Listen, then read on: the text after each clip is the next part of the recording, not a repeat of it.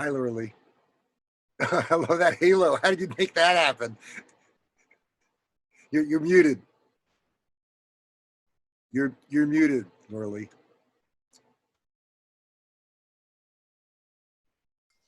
I'm trying to figure out how to get rid of the halo. That's amazing. I hope it goes away. Let's see, preferences. Oh, that you better do something because they might stay. It's funny. I know. All right, background filters, filter. You know, if you look next to video, there's a little caret that goes up. Yeah. Click on that. Oh wait, how about this? This is better. You could start that way. That'd be funny, actually, and then take it off. Maybe that's fun. All right, so I do have. How did you get that halo? Where did that come from? If you go up to preferences, it'll open up a screen that has a long list on the left and background and filters. Where's preferences? If you go under Resume US, and the second one down is preferences. Can you hear me okay on this? Yeah, I hear you fine. Your audio's good. And if you come down to preferences, it'll open up a screen and you'll have a long list on the left, and it's the sixth one down, background and filters. Yeah, okay, I got it. I see it. And then you can click on virtual backgrounds or the filter. So here's another background I was thinking about. Let's see if I can find it. Have that one or that one. Oh, you should start there. That is literally how you should start. And then, and then get rid of both of them right away so it's not distracting. But that's so great to start. I'm going to make you a co-host right now. Okay. Good morning, Molly. Hi, Molly. I'm going to make you a co-host too. Molly, you got cute legs on. We can't hear you, but I think I saw leopard legs. You have to unmute. There you go. You did, yes. I want leopard legs. I got some new leggings at Target. They were like 14 bucks. Really, very good quality. I'm going to go back and get some more, actually, maybe today. And they have a high waist, if that is relevant. I like it. They're nice. Hey, yeah. I just am hearing from Plasha. Let me plug my ears to this conversation. Okay. Plasha just wrote to say that Jimmy's running a little late. Please start with Anna, which would make Anna happy. So we'll do it that way. With this, you called last night with that suggestion of the little House of Representatives sandwich, which sounded great. Yeah, but they wanted not to do it that way. So I'm, No, that's great. It works for both of them. Yeah, it's not we can do it whatever way we want. So. I don't think anybody else has deep feelings about it. So I think we're happening. I'm recording now. If we ever want to do something with this, somebody will edit. You want us to be serious then. All right, I'll stop joking. I think it's just us so far. What is that background that you have, Laura Lee? Is that a... It's a fly, like on Pence's head. Okay. I wasn't sure exactly what I was looking at. Got it. I like it. I think it's great. We'll take it off so it's not so distracting during the program. But I think it's a great way to start with a mask and a fly. I think it's fantastic. Okay. It is. It's brilliant. I love it. Did you get a haircut, Mike? I did. Oh, actually, not since I saw you, I don't think. No. Oh. I don't know what's happening. Well, it looks nice. The virtual background does weird stuff to your head. Like, it makes this stuff swim around you, like having that happen when she moves her head too. And it's interesting, I can drink under my mask. Much more effective. Yeah, there's this thing she just told me about in preferences. Instead of a virtual background, you can choose a mask or a fly or a bunch of stuff. She had a halo when she started. Show her that. Sure, you got a second. I can find my halo again. That was so funny. It wouldn't be good for the program, but it's funny. Oh, might be. You never know. No, I think it's a bit much. Like your angelic type of halo? Yeah, this might even be a bit much, but where was my halo? I think people will laugh. I think it's funny, that fly. There's really, I had no clue these things existed. Why not? I've never heard of them. Done a lot of Zoom stuff. I've never seen that. No, I've never seen it either. I don't know where my halo went. Maybe they took it away. Maybe you can only use it once. I don't know where it is. It's gone. Okay. Well, Where's the, so I'll go back to that.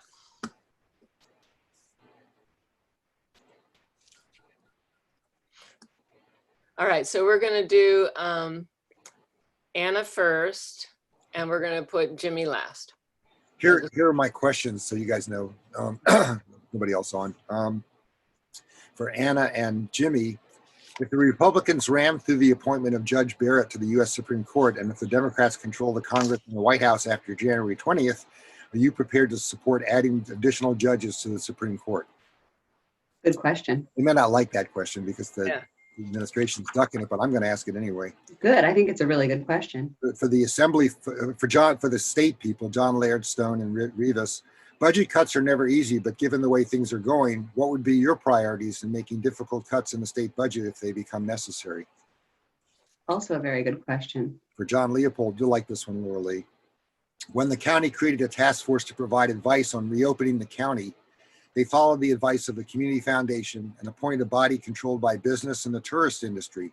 Should representation on this group be broadened to include educators and school officials, health officials, and others who might be less likely to base their recommendations primarily on economic concerns and who might focus more on issues of health and public safety?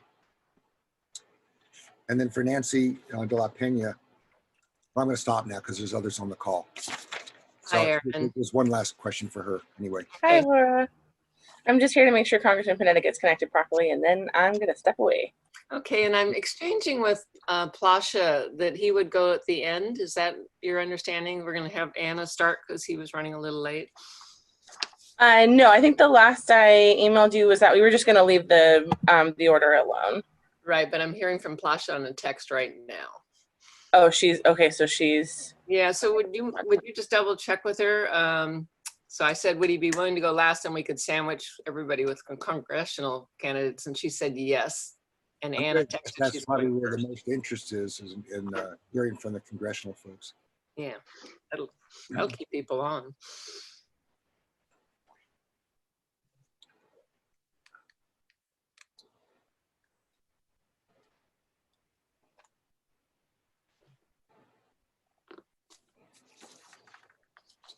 So I haven't looked at a lot of the news this morning, but did see that lawyers are offering to give legal advice to the National Guard and to military about disobeying orders.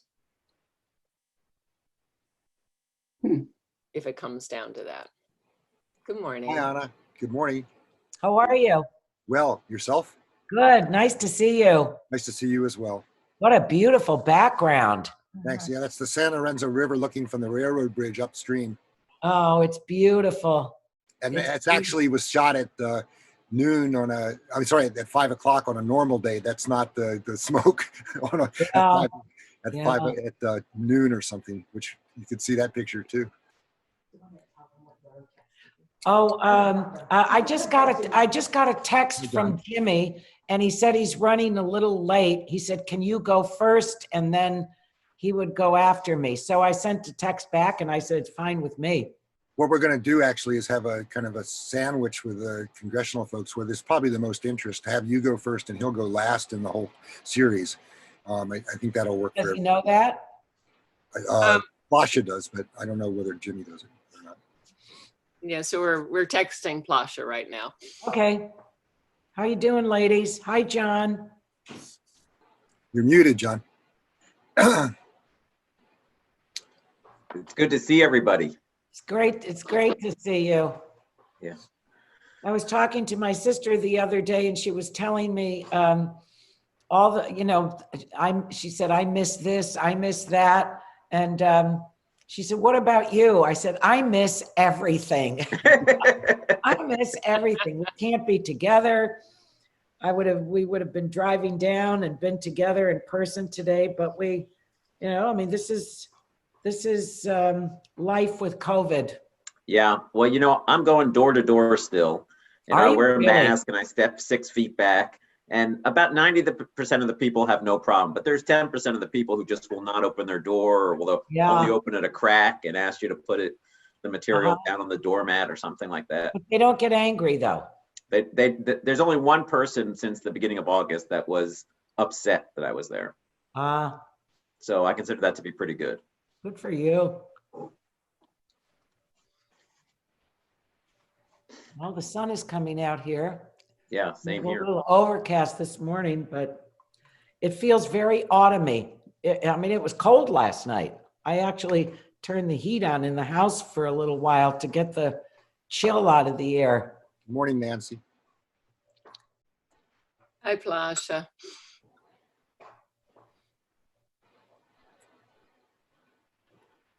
How many members are there of the club? About 250, a little more, 260. Isn't that great? Yeah, it's really good. I mean, we're doing really well. That's fantastic. That's fantastic. The best thing is most of them really are activists. I mean, a lot of them are older and they're not going to walk out knocking on doors or something. But as far as making phone calls or doing things, being active, coming to meetings and stuff, they're quite active. It's great. That's wonderful. Well, that all counts. It all counts. All of those contacts really count. Now you could do stuff on the phone. I was calling people in Michigan about the presidential race, and how did it go? I was amazed how many people were receptive to the call. I mean, I would think, why are you calling? They might start. I was paranoid. Oh, why are you calling from California? What's going on here or something? Yeah. And everybody was very, very positive. Good morning, Mark. Isn't that wonderful? That's great. And they were all. I mean, all of them were saying, no, of course I'm registered already, and I'm going to go vote. And these are I was calling infrequent voters. People register but only vote maybe in, once in a while or something. And they were all very ready for the call and interested. And I talked to them about how they're going to vote was what I was really focusing on, to make sure that they had some path to know how they would put their vote in. And it was a very positive experience for me. And what did most of them say how they were going to vote? Oh, these people, I didn't get anybody who was excited about Trump. I got a couple of people said, I'm still trying to think it through or something, but. Yeah, but I mean, what method were they using? Were they going to go to the polls or were they? Most of them were going to actually go to the polls. That's the ones that I talked to, but I'm already had absentee ballots and things like that. I see. So. Well, good for you. Good for you for doing that, Mike. We can't afford to have this guy for another 4 years. Oh my God. No. Oh my God.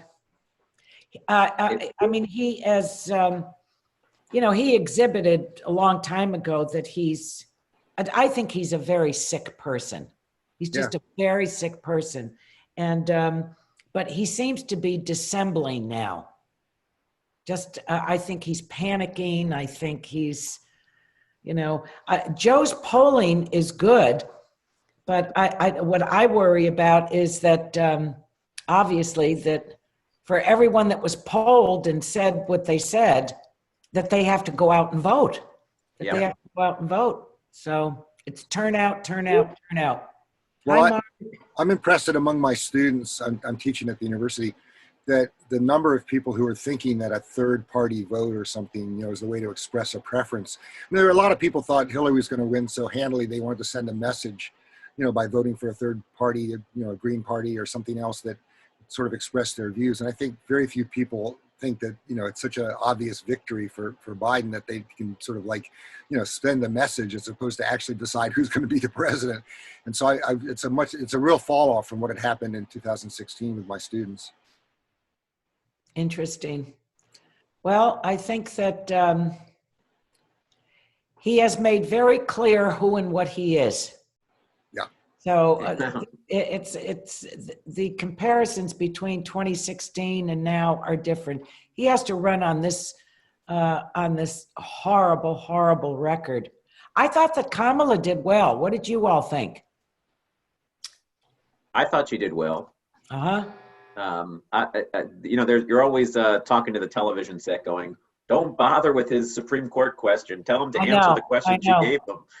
But I don't know why they dodged that question. The Supreme Court question. Yeah. Yeah. I don't know why they dodge it. I think they're winning well in the polls, and they're thinking, let's not do anything that might become a new issue. That I think you're right, Mike. From I the record. think you're right. I mean, I think it's wrong, but I'm just thinking that that's Yeah. probably their logic there is like, let's not do anything that introduces a whole new topic for discussion. You know what I think we should examine is there isn't anything written anywhere that they stay there for a lifetime. Yeah. Yeah. I mean, what about 10 years with an examination for renewal by whatever administration for an additional 5? I mean, why should these people be there for a lifetime? I think the court needs to be renewed. Jesus, I mean, they get up, you know, I mean, Ruth Bader Ginsburg was such an exception because she was, I mean, a workaholic like none of us can barely comprehend. But I don't think packing the court, I mean, you know, you could end up with one administration after another adding people. Right. Doesn't make sense to me. FDR tried it to his chagrin, right? Right. Because he couldn't get through the Congress. It's not like it was illegal or something. It just he couldn't get through the Congress. Exactly. Well, they didn't like it. They weren't comfortable with it. So I don't know. I thought that she did fine. I have to say that Pence looked like he was had just come out of the wax museum. He's always Yeah, he didn't look well the entire He debate. didn't look well. He didn't look well. And then his wife got on the stage and kissed him, and she didn't even have a mask on. They learned nothing. No, well, I know.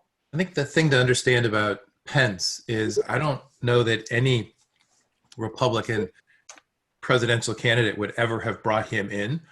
It took a sort of scared narcissist like Trump to bring in somebody who was no threat and represented the deep religious right. So Pence is a fish out of water. He doesn't know what he's doing up there, not qualified, and I don't think he ever would have had a chance but for the circus that has happened back there. Well, you know, there's, and I think the story is accurate that that he got the call from Trump.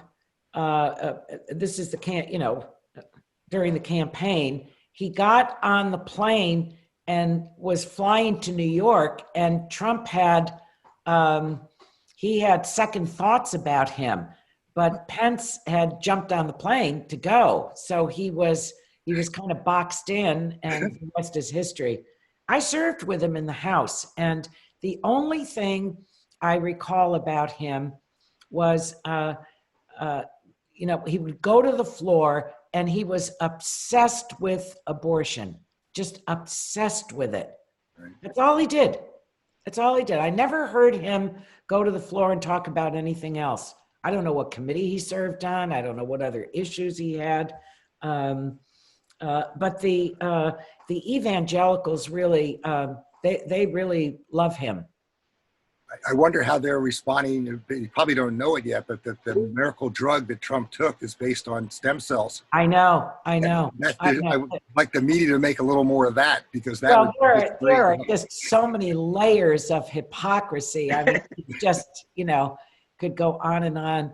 I mean, you get to the end of the week and you forget all the horribles that took place on Monday, right? Yeah, right. By the time you get to Friday, yeah.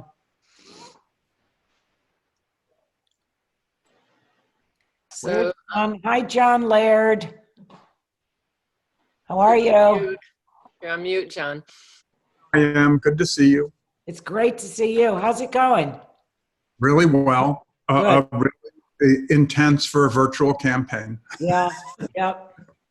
I'll see you at the friend event that you're having in the San Lorenzo. That's great. Well, we have to do it this way. I mean, otherwise we'd be in people's backyards or family rooms or living rooms. But, this is the way we need to, we do it. And it works out. It works out. Well, it's funny because as people are tired of hearing me say, I went to San Luis Obispo 25 times in the 12 months before the primary. And this week I did live call-in radio. I did a Farm Bureau forum. I did a chamber forum, and it was so amazing to just put the computer down and not do a 5-hour round trip and have a hotel room. Exactly. No. Exactly. But John, the real question is, how's Flores with that? Because doesn't he like you out of the house from time to time? He's really campaigning hard. He is really anxious for Sacramento to happen. Who is he? There you go. That's my spouse. I'm sorry. John Flores, he uses his last name. Oh, I thought you were talking about an opponent. Oh no, it's and we celebrate our 25th anniversary 2 nights after the election. Isn't And, that great? well, I was elected to the assembly on our anniversary, and he did not understand why we couldn't have a quiet dinner. Well, it kind Laura of Lee knows him, and Laura Lee's mask is hiding all her expressions. True. well, Laura Lee is suitably equipped there. I brought my own fly. Did you see somebody this morning was sending around a picture of a fly with a little lace around the neck? Oh, I got, I think, was it that night, the night of the debate, or very early the next morning, the beautiful portrait of RBG, you know, with her collar, her black robe, not a big smile. You've seen the portrait. Yes. And right across the bottom, it says, "I sent the fly."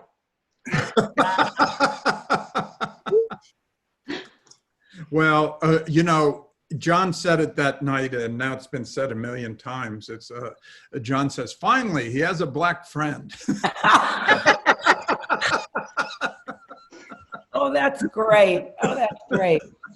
That, you know what? When I saw the fly, and I think other people must have done this, I thought, how the hell did a fly get into my house? I can't stand them. And so I went over and I got the kitchen towel. I went up to the screen, and I mean, I swatted that screen. And I thought, well, I missed it. I missed the fly. And then I realized, you know what, Anna, you're really a jerk, because it's sitting on his head. You know, on MSNBC, they went on and on about the fact that that fly sat there for over a minute.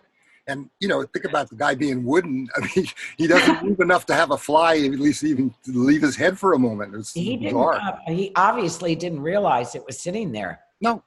Well, whatever. So, Mike, we got Rob Rivas is going to join in a few minutes, and Jimmy will come on a little bit late. But there's 2 folks who've logged on with iPad 2. And I'm wondering if you can change and put your name on so we know who you are when we get to the point with questions and answers. I'm going to ask you to unmute.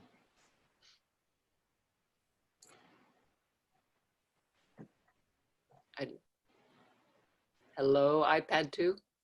Yeah, if they want to stay hidden, I guess they can do that. We can't make them unmask. There we go. There's one, at least. Thank you, Janet. Jimmy? Hi, Jim. Good morning. You made it, Jimmy. Good morning. Sorry for being late. Hi, Anna. Hi, Mike. Hi, everybody. We haven't actually started formally yet. We just had a great conversation about the fly on Pence's head. John, tell Jimmy what you just said. Oh, yeah, John said that night, finally, he has a black friend. I think that one is great. That's I pretty really like good. that. Yeah. I think we should probably think about getting started. I know these candidates have very busy schedules. So Laura Lee, so it's back to you. Okay, let me remove my mask and my fly. Thank you. And we're hoping that others will join us as we go along. The first thing we want to do is make sure that everybody thinks about voting early. If there's any concern about the day of the polls or the slow mail, just get your ballots in and maybe use one of the county ballot boxes. The sooner the better. Today we're going to have presentations from 7 different candidates, and each presentation will be 10 minutes.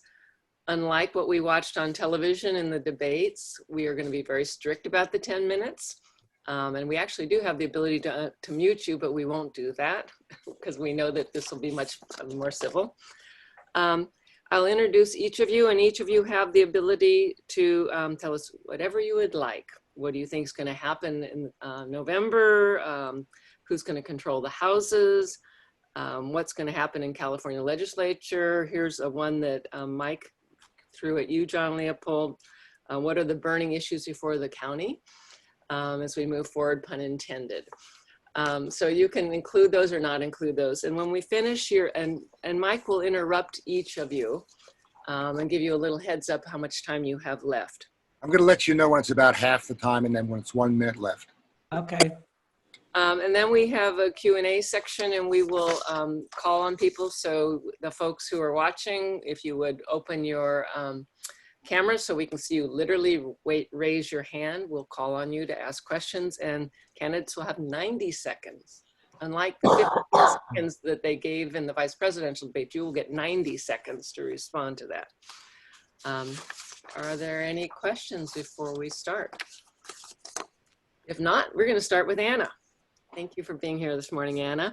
Congresswoman Anna Eshoo serves as a senior member of the House Energy and Commerce Committee and is chair of the House Subcommittee on Health. She is the first woman in the history of the United States to serve in this powerful leadership role. In addition, Anna is a member of the Subcommittee on Communications and Technology. She's the author of 45 bills that have been signed into law by 4 different presidents. Prior to her election to the U.S. House of Representatives, she was elected to and served on the San Mateo County Board of Supervisors for 10 years. Thank you, Anna, for being here this morning. Thank you, Laura Lee. It's great to be with you.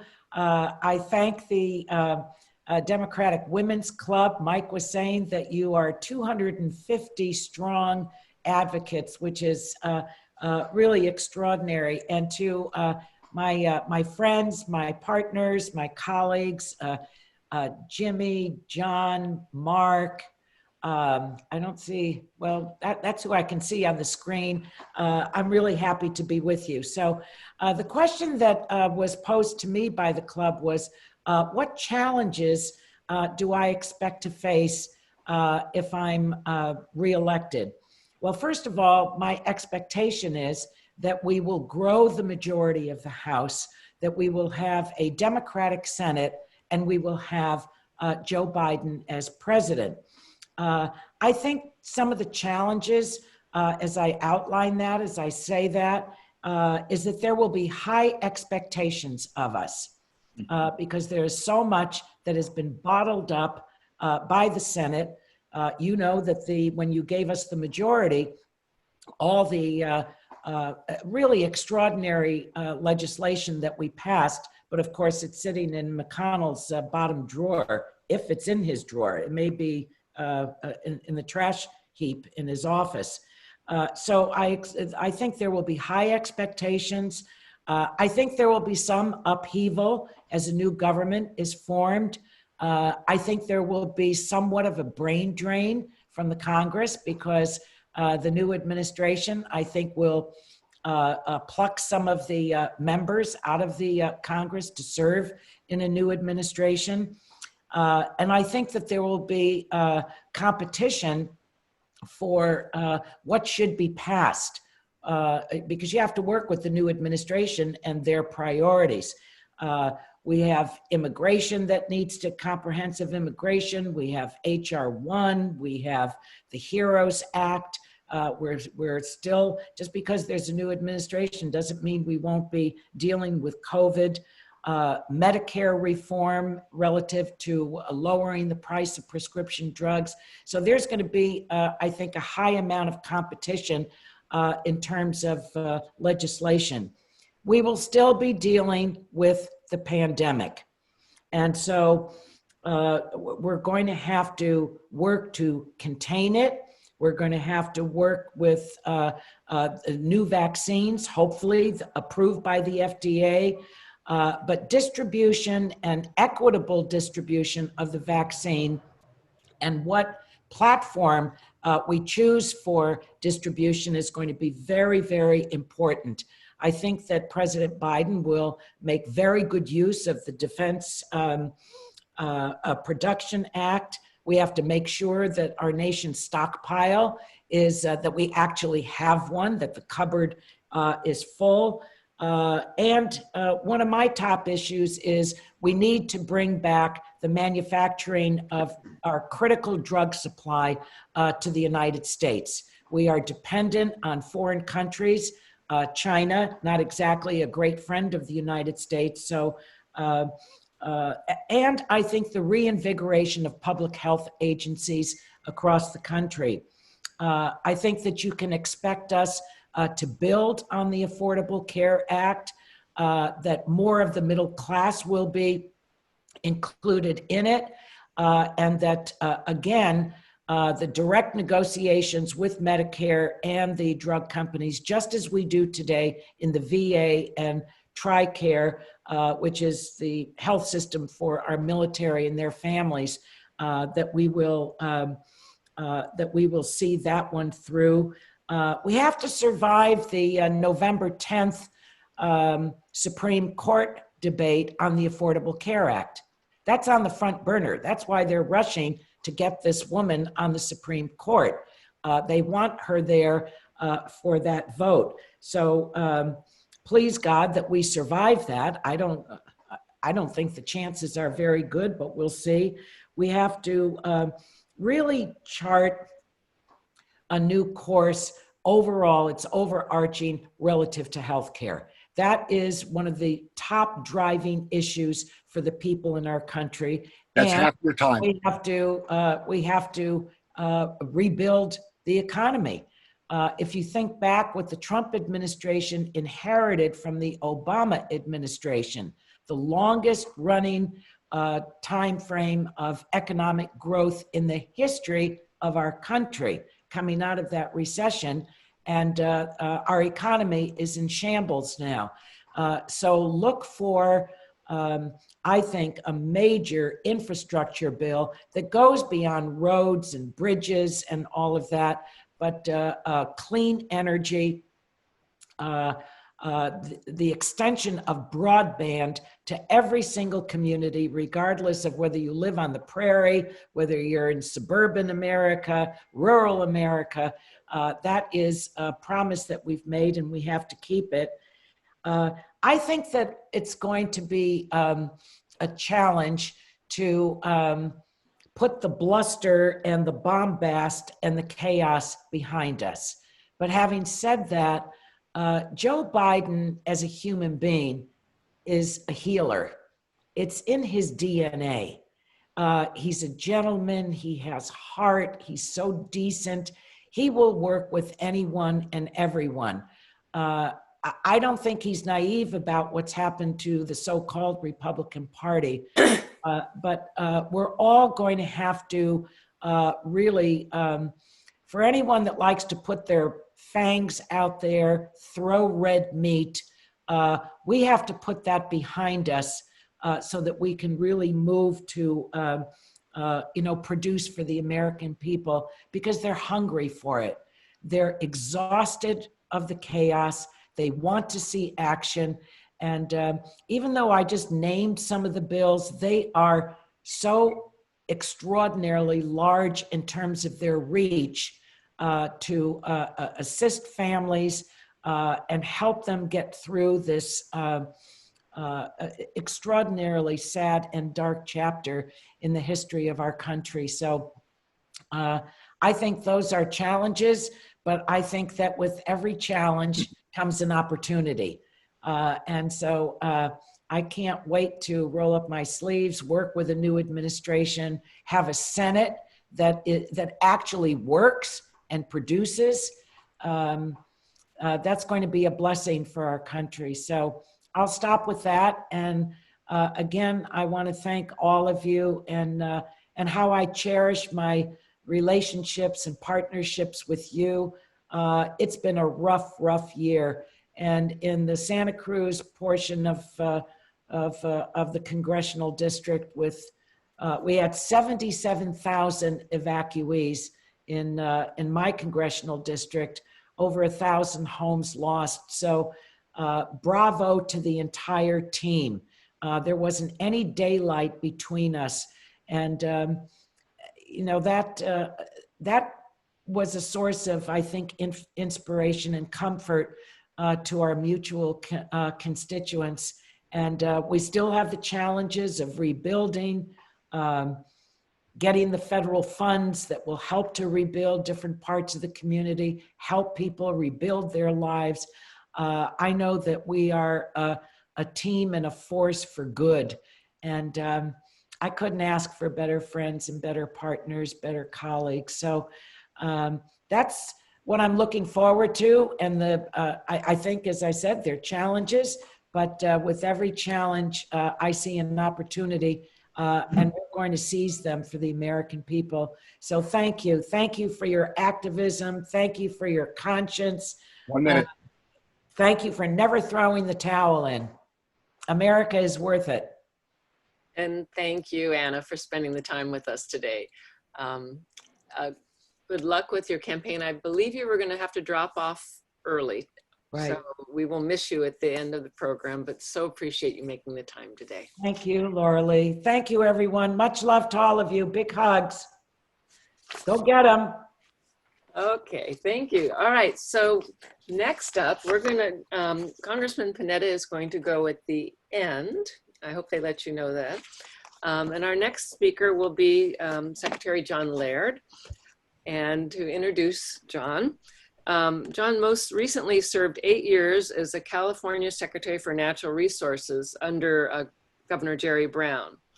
Other positions he's held, and I could do like a game and have you try to remember them, but they include— Hey, I've only got 10 minutes here. I know, I'm using up half of it.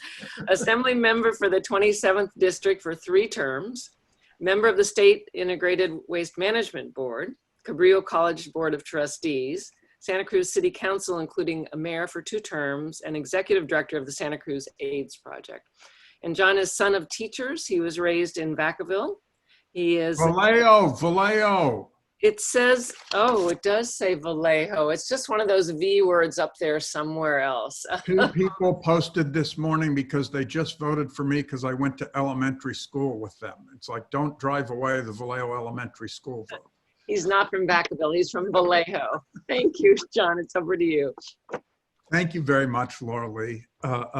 It's just good to be here with all of you this morning, good friends and people that are colleagues. It's great to follow Anna because she's always so special.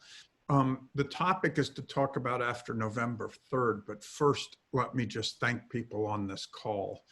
I've been running for 22 months. It's hard to believe. And the very first fundraiser that was in person a year ago, April, was put on by people that are on this phone call. So I just want to thank them for it.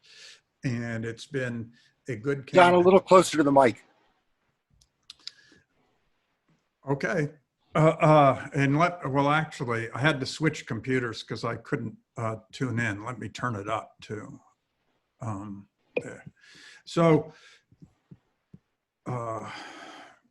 anyway, the campaign has gone really well, but we are still putting out signs. And if you don't have a sign, contact the website at lairdforcasenate.com. We're still collecting money. We're up on TV. We did a slate mailer with a lot of people on this call to tell first-time mail voters how to vote. We're doing digital. And I am Zooming to all over the district 100% of the time.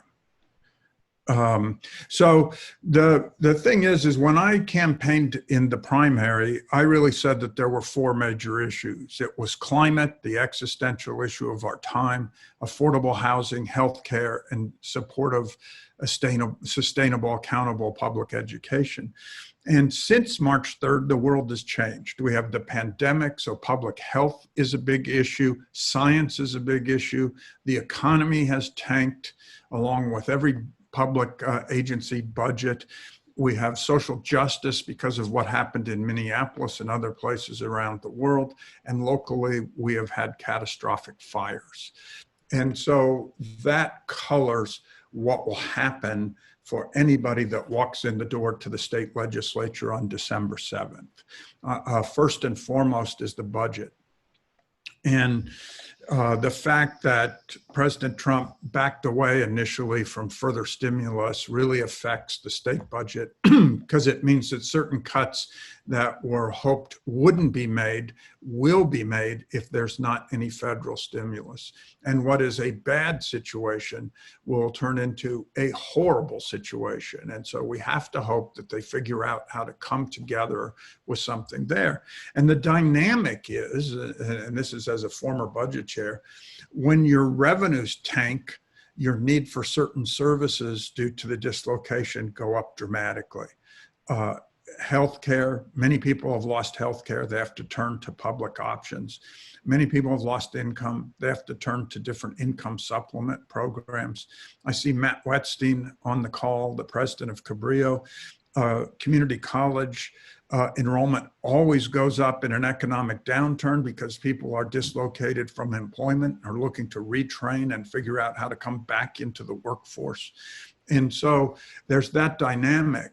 The budget tanks and the need for certain services goes dramatically up. And it's when you do your best work. And as Anna mentioned, in Santa Cruz County, 925 people lost their homes. There were people that lost their homes in Monterey County. Jimmy's on the phone and he was evacuated twice. He sets a record. And so there are real issues about rebuilding.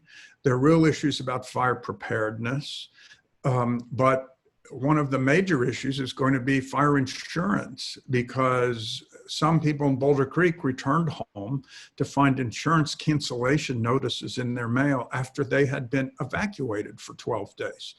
And the whole notion that 925 homeowners are going to rebuild, and many of them are not going to be able to get insurance to guarantee the mortgage, that is going to be an impediment to the rebuilding process. And so one of the first things is trying to figure out how to deal with that. And there are real polar opposites on this, because a lot of the consumer groups don't like bailing out the insurance companies. The insurance companies want certain assurances in bailout, and we have to figure out how to be true to some of those things and still make this happen. And so walking in the door, that will be a big issue. Housing, affordable housing, was an issue that was off the charts going into this, but people are really threatened in their housing. Some of us on the call spent yesterday looking at various sites related to homelessness in the city of Santa Cruz. And so that's what we have to do is figure that out. And it's a challenge because the state has stepped up in the last year or two and provided more money, that's new money, for homelessness issues in modern times. And now that's threatened with the budget issue at a time that the issue has gone up in scale even more. And there were a few other issues. On the housing issue, there was at least one bill that crashed and burned in the last seconds of the legislative session that probably needs to be brought back. There will be other issues, and that one is a fine balance in how to move forward. Plastics is a big issue, and some of the landmark bills didn't quite make it at the end of session, and that's going to be another thing that's going to come back and we're going to have to work on. And then there are a myriad of local issues. I mentioned fire, but in San Luis Obispo County, Diablo Canyon closes in 4 years. There are 1,700 people that will be dislocated in jobs. It provides the property tax revenue equal to 20% of the budget for 2 local school districts there.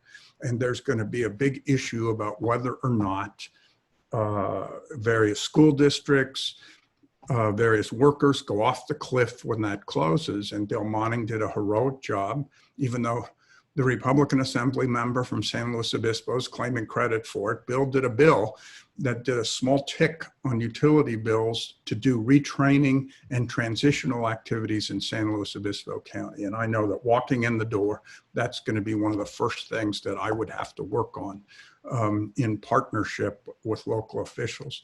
So I was talking to Jack O'Connell the other night, who's a strong supporter and lives in San Luis Obispo. And I told him that when I decided to run, it seemed like such a good idea at the time.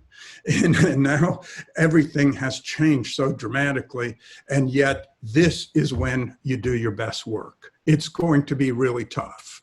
We really have to protect a lot of people that are in challenging circumstances. So I just thank everybody for their support.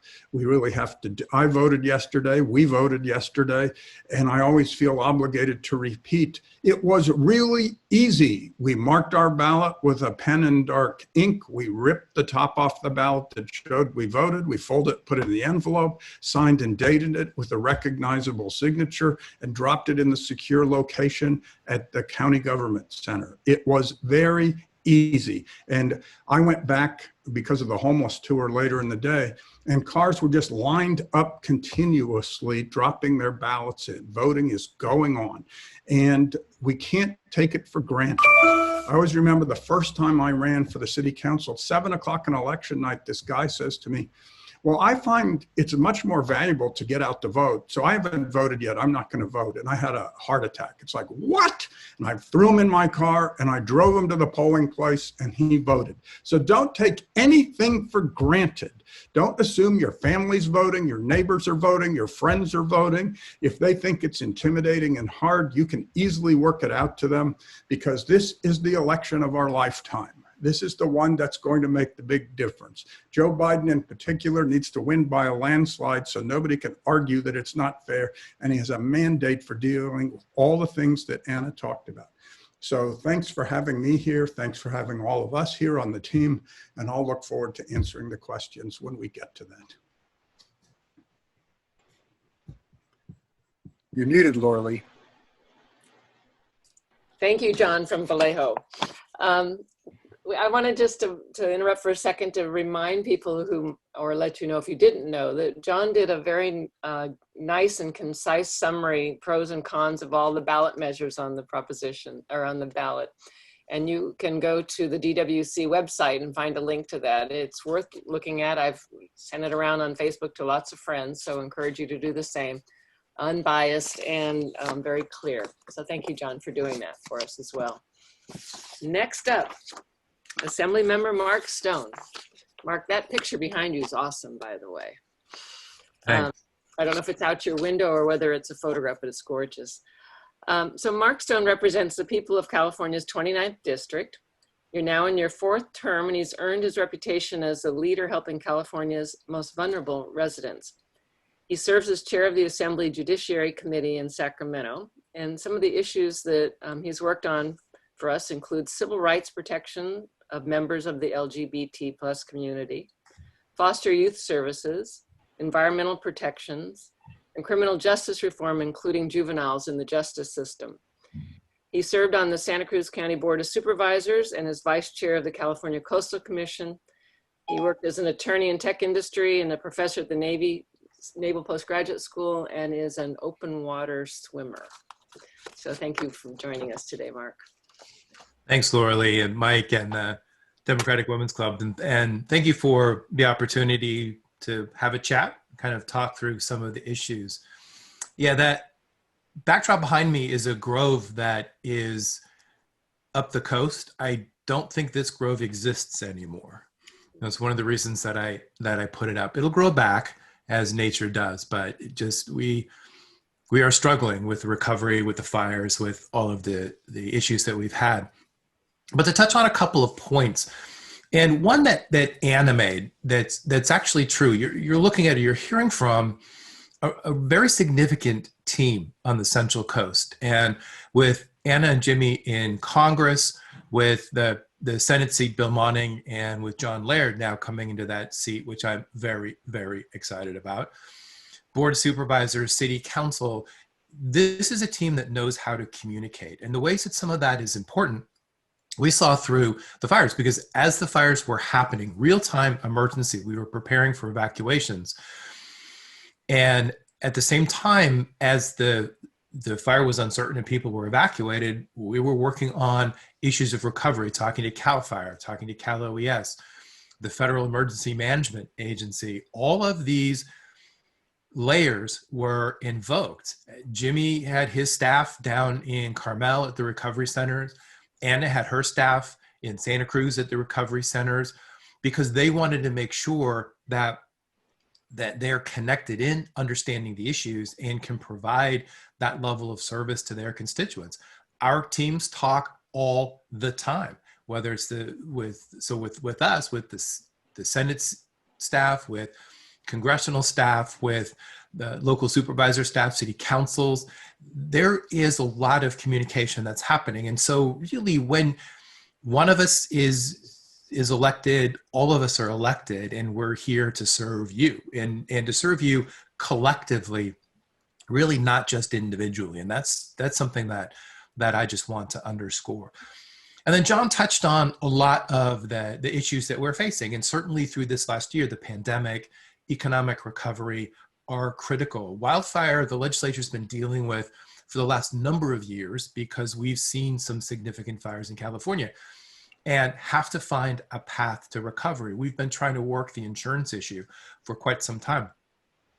And given the scope of the fires and the difficulty of the response, and even though we've put more money into CAL FIRE in the last number of years than historically has ever been put into fire suppression, the fires got out of hand because of the way that the lightning storm came in, the way that the fires burned was not really predictable. And whether it's fires or floods or sea level rise, these are all impacts coming because of a changing climate. We've been trying to discuss this and look at the resource questions around climate change, but those are very difficult questions, and a lot of the implementation will need to happen at the local level. So this team of legislators, state and federal, with the county and with the cities in our area, is including the water districts and school districts, all the special districts, that is so important for us to hold on to and to be able to manage, keeping those lines of communication open, keeping the resources flowing. So what I wanted to talk about, the question was essentially, going into this next session, what is the world going to look like? And part of that is an unknown, because we don't know what next year really will look like because of the pandemic. We're still in the pandemic. And until we can start to get out from the pandemic and the restrictions, it's going to be difficult to build back and really do the economic stimulus that will be necessary. And the state is clearly going to play a part in that. Of course, we rely very heavily on the federal money, and I know a lot of people have asked us, why can't we provide the same level of stimulus for Californians that the federal government does? But you have to understand, and to understand, just go watch Hamilton, which I know is kind of fun. But the fiscal process that Hamilton actually put in place, allowing the federal government to debt finance, is significant, and that allows them to raise a tremendous amount of money. That is their role in a federalist government, to be able to help this confederation of states, because states can't do the same level of financing. So we are going to be reliant on the federal government to really help us for the stimulus, and then we can build on top of what the federal government does. But yes, economic recovery is important, and we will work hard on that. We're going to work hard on wildfire recovery, wildfire prevention, deal with the insurance issues, deal with the Employment Development Department, which is still, after months and months and months, still problematic. There was an assembly hearing earlier this week that just raked them over the coals because of their lack of response. But I also want to point out some of the bright sides, because in the middle of all of this, where we have been working hard on issues that are facing us on a day-to-day basis, we've also done a lot of things that are looking forward. We made some significant changes that not everybody has heard about. We have moved the Department of Juvenile Justice away from the Corrections Agency and into the Health and Human Services Agency. And for me, with the work that that I do in the child welfare system and with juvenile justice, this is a very important step. It's only a beginning, and it is going to be fraught with implementation issues. But when you think about having a system that can embrace the issues that kids have as we face them, as they come into the system, these are children with needs, it doesn't matter where they come from, whether they're justice involved, whether they've been removed, whether they're homeless, whether they're threatened to be removed from their families. If we have a system of no wrong door or no door at all for those kids to be able to get the services that they need and support for their families, we can do a lot for that population. And what does that do in the long run? Not only are we helping those kids, but it's a lot less expensive when those kids are no longer going to be involved in the child welfare system, no longer going to be involved in the juvenile justice system, are not going to be on a track to go into the adult justice system. It is a much cheaper, if you will, from a fiscal standpoint, but also from a societal standpoint. It's much more humane. It's an incredible direction. This is a major shift. We also changed the Department of Business Oversight into a fiscal agent that is now going to be looking out for consumer protection, consumer financial protection, modeled on the now failed Consumer Financial Protection Bureau at the federal level. As they backed away, California has stepped up, and we've created a model now for other states to be able to take on that same role. We still funded at higher levels the earned income tax credit, and because that's putting money in the pockets of our lowest economic part of our job spectrum. These are working families who make so little that they struggle to afford food, they struggle to afford housing, they struggle to afford the basic needs. These are stimulus that we've been working on for a number of years to try and bring people out of poverty, and that really truly make a difference. We, even in this $54 billion budget hole this year, we still funded earned income tax credit because we have this understanding that we have to protect the most vulnerable in our society. That's really what the legislature's goals have been, and in partnership with the administration. And you will hear me from time to time, we battle with the administration.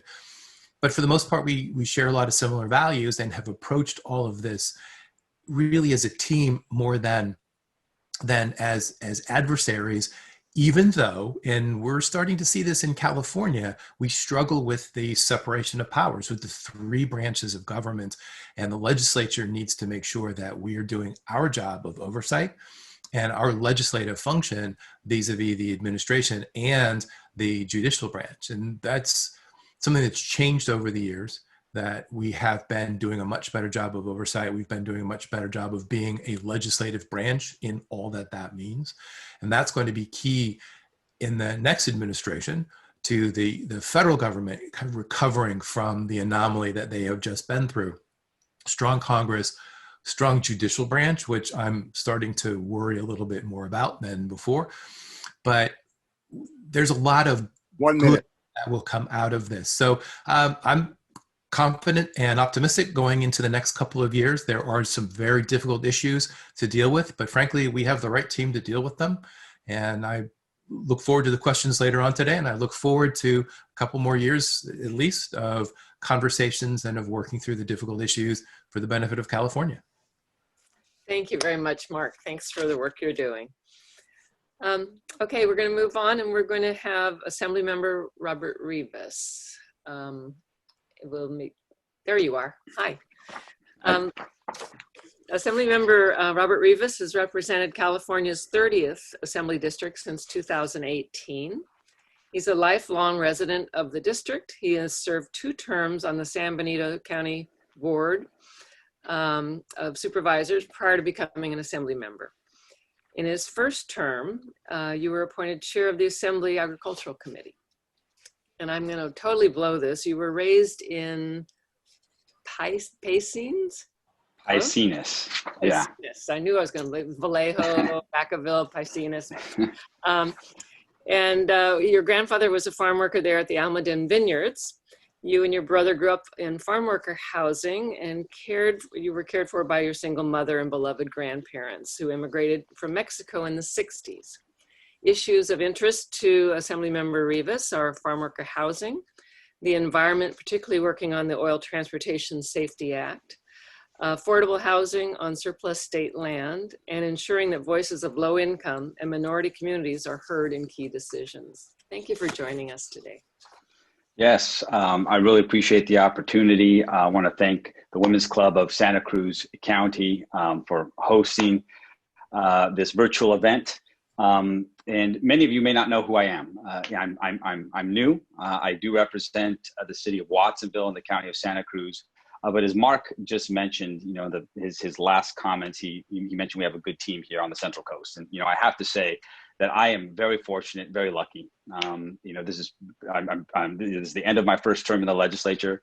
And I have to say that I'm so lucky to have the opportunity to serve and to work and to learn from Mark Stone, from Bill Monning, and so very excited to have this opportunity coming up to work with my friend John Laird.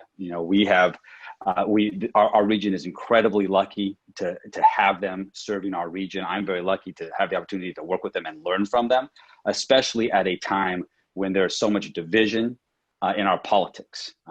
Yes, we are a blue state, but solving our most challenging problems in the state are more challenging than ever. And so the fact that we are so well represented here on the Central Coast, it means something, and it certainly means a lot. And I'm a lifelong resident of this region, and it's been a surreal experience to serve my home in the California legislature. As was just mentioned, if you would have asked me as a child that I would have the opportunity one day to serve in the legislature, I wouldn't have thought it possible. I grew up in poverty. I grew up in Paisanes in South San Benito County. I grew up in farm worker housing. And it's really interesting because the one thing I have found in Sacramento is there's a wide gap in the way we allocate resources in our most populous urban centers and our rural areas. And so when I started in Sacramento, and I would mention to people that I'm from San Benito, they would automatically associate that with me being from San Bernardino. And San Bernardino is way down south, and San Benito is just a 2-hour drive south of the capital. But yet a lot of people don't know where San Benito is, and that's part of the problem. And that's why it's so great to have folks here have such a strong cohort of legislators that know our region well, and so we're well represented. And so that's why I found the pronunciation of where I grew up, here in our region. So it's great. But look, in my first term here in the legislature, we made real progress on issues incredibly important to our region. In my first term, we passed most recently legislation to protect our agricultural workers amid this historic once in a century pandemic. And as the data suggests, we know that our farm workers, these essential workers, have been impacted the most by COVID-19. In my first term, we worked to secure millions of dollars for new teachers with the creation of the Golden State Teacher Grant Program. Won broad support for legislation to streamline the development of dignified, affordable housing for our farm workers, which we know is a humanitarian crisis here in our region, in the Pajaro Valley and the Salinas Valley. Was proud to author legislation which established new oil spill regulations here for our state. But clearly, as Mark mentioned, we have a lot more work to do.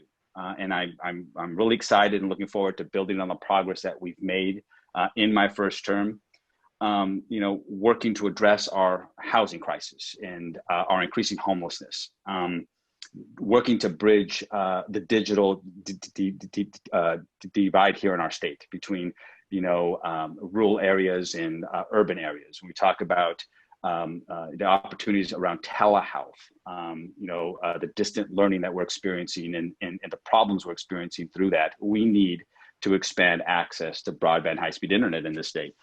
And then obviously improving access to healthcare services in rural California. But the two areas I really look forward to focusing on are climate change and agriculture. And when it comes to climate change, we have got to do a lot more work, a lot more work to meet this challenge. We are facing, as Bill Monning would say many times, we are facing a climate crisis. And as I mentioned, I'm a lifelong resident of this region. And there is no doubt that California, that our Central Coast, we're on the front lines when it comes to climate change and the impacts associated with our changing climate.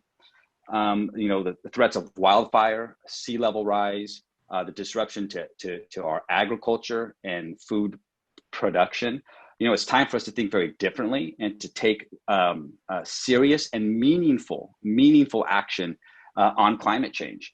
In the last couple of weeks, our governor, he has been criticized by many people, many organizations, for some actions he's taken, some executive actions to first end the sale of all new gas-powered vehicles by 2035.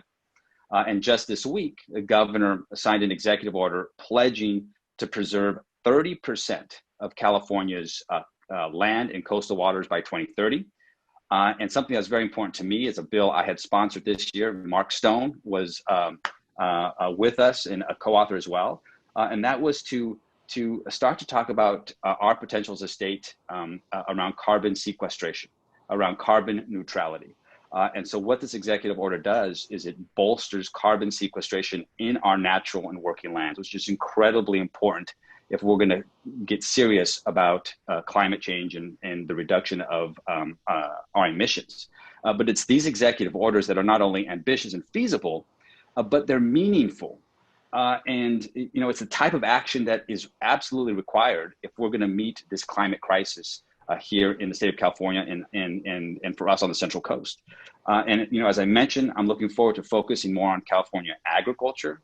Having recently been appointed chair of the Assembly, the Committee on Agriculture, I want to be a strong voice. I want to be a strong voice for farmers, for our farm workers, and for all of us that are so dependent on agriculture. As we all want fresh produce. We're all reliant on having our grocery stores stocked with fruits and vegetables. And so I want to be a strong voice for everybody that is impacted by agriculture in our state. And that's why we recently launched a statewide agricultural tour. We launched it yesterday here on the Central Coast. Next week, I'll be in the Central Valley and San Joaquin Valley. But the whole purpose of our agricultural tour is to engage with agricultural stakeholders, have these active conversations with industry leaders, with agricultural workers, to gather information and insights in what I hope are new ideas that will allow me to be effective in this new role and to make a difference. Because as we all know, as Mark touched on, this is a critical time for our state. We continue to work through a global pandemic, unprecedented wildfires that have impacted our region and up and down our state. And now we're in the middle of an economic recession. And so this is obviously a critical time for California agriculture. California is the #1 agricultural producer in the country. Our region plays a big role in our success when it comes to agriculture here in California.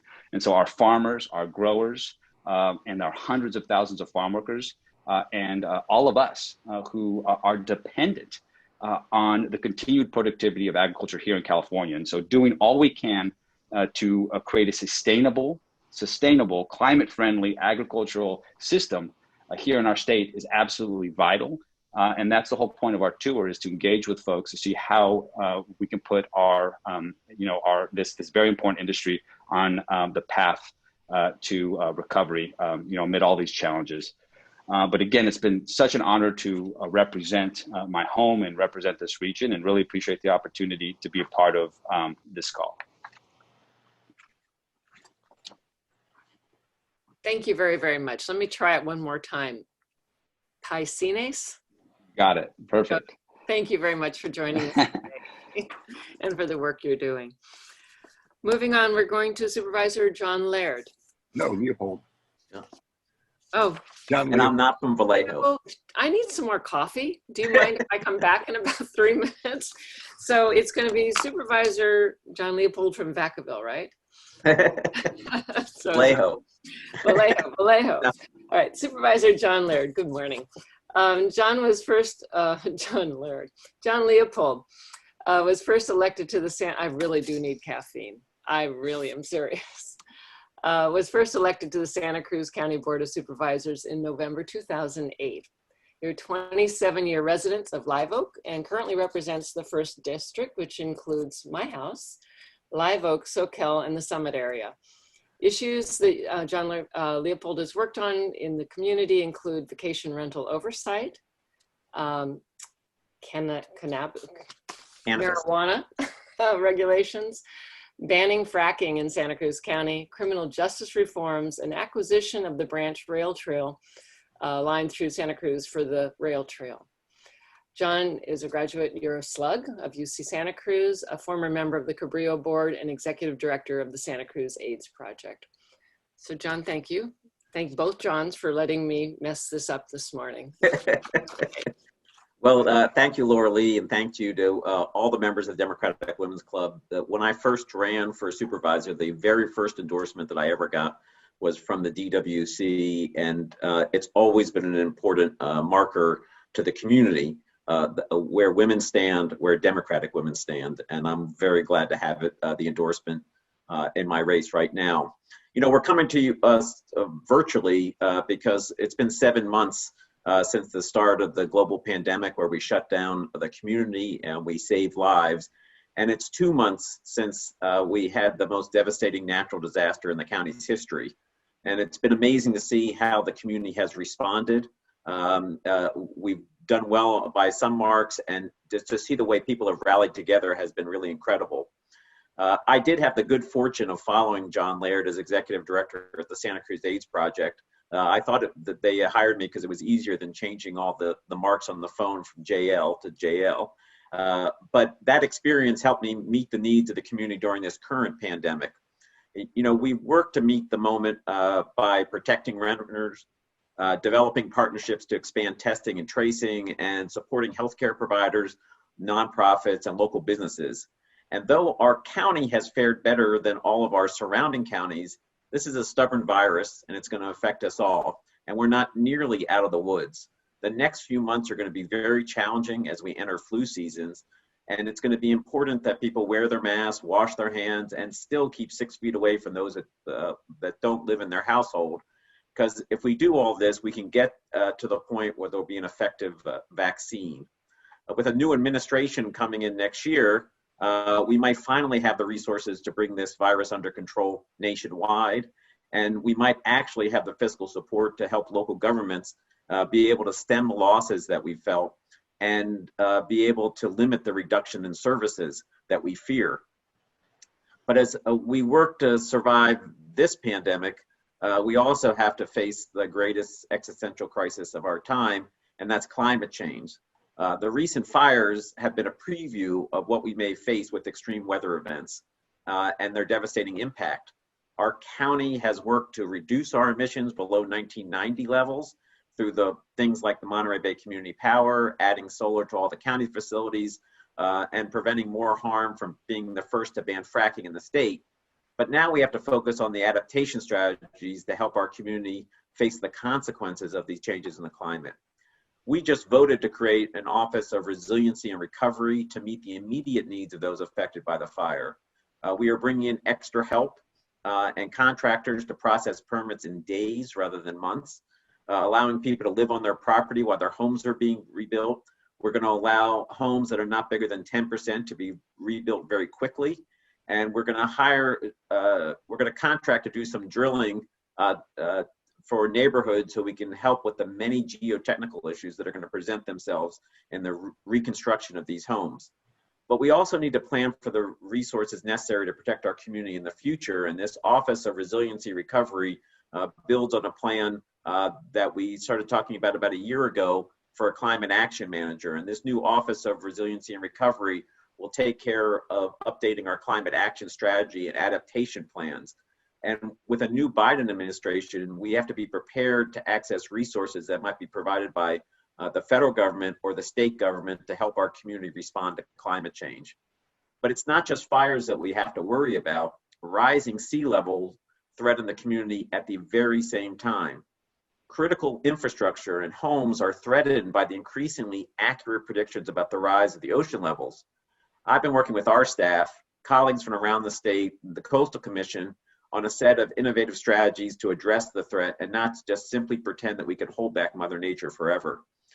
Just yesterday, I presented to the California Coastal Commission, along with 2 county supervisors from Sonoma and San Luis Obispo, on a suite of policy initiatives to address sea level rise statewide. I presented the set of creative policies our board passed just 2 weeks ago. They recognize coastal geology, take into account our voter-approved land use policies, and prepare our county to deal with the impacts of sea level rise.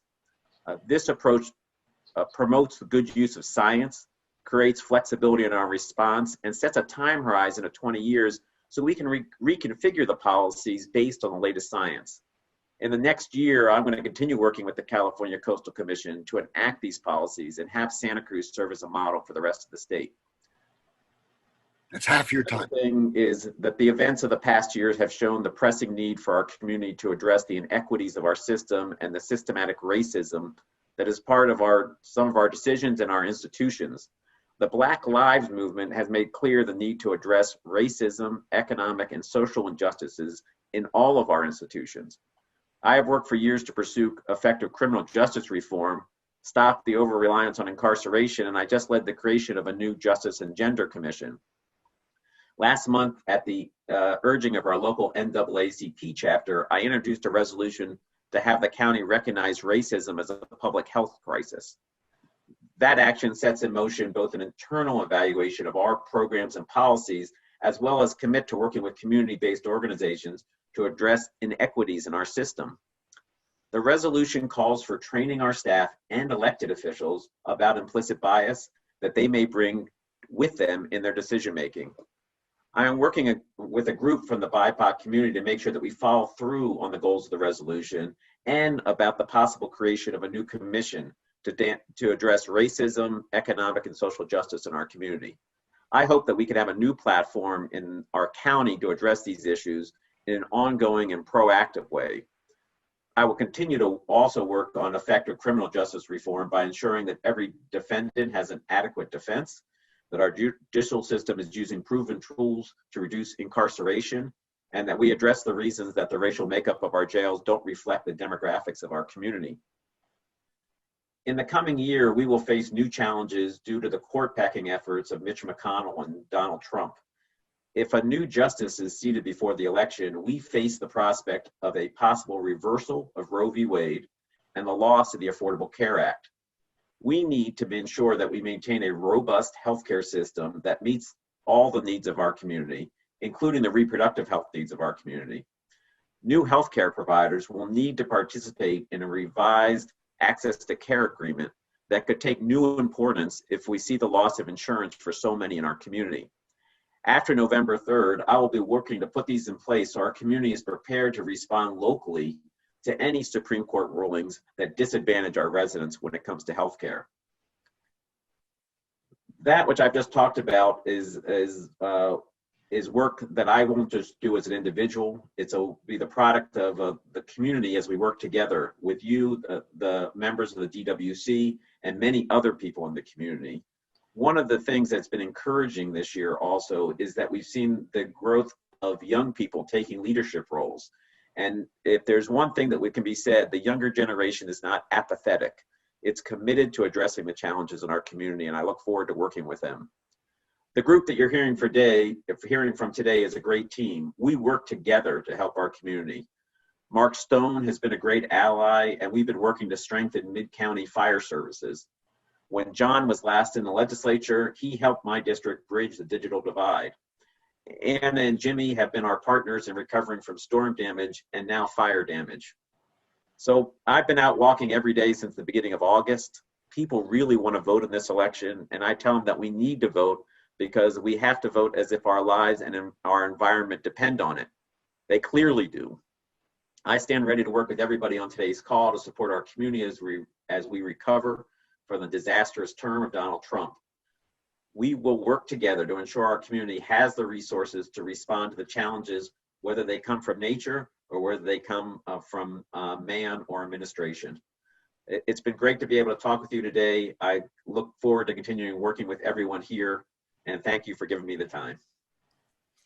Thank you, JL, Supervisor JL, which is now I'm going to do this. Secretary JL, Supervisor JL. Thank you very much for your public service as well. Next up, Attorney Nancy De La Pena, who is a candidate for Superior Court Judge.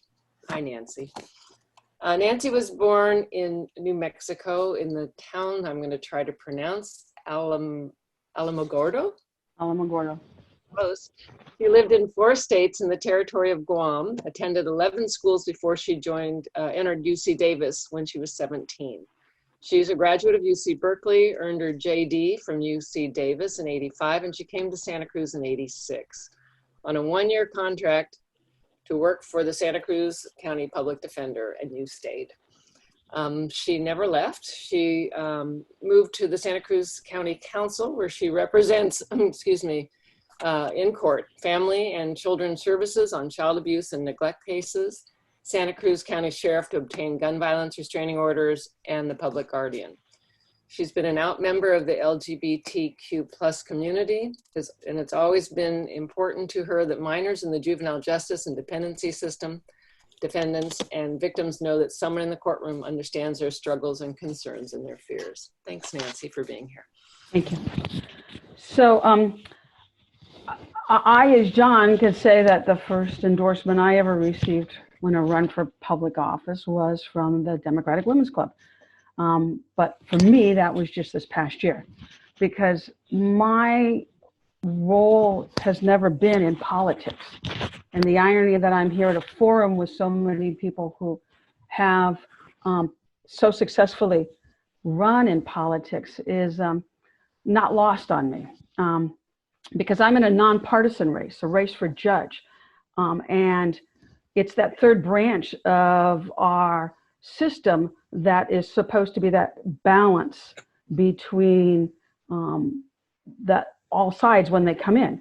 And I've known some of the people on this panel since the last century. And I met some of the people on this panel over the last year. It's an interesting role to be in, to run for judge. We don't usually see our judges run for election. We don't see them as politicians. We don't see them as engaged in politics. And yet we know, as we see so often with Supreme Court judges, that heightened politics lays in the back for so many people in what our judiciary looks like. So I've been asked to come to a forum to talk about politics post November 3rd, but I'm in a nonpartisan race and I'm not a politician. So what maybe I can talk about here is, what does our local courts look like? What are the challenges we're going to see? How has this last year had such a huge impact on our community, and how our community is going to go forward? So one of the things I think is important to note is that the court system has continued to run.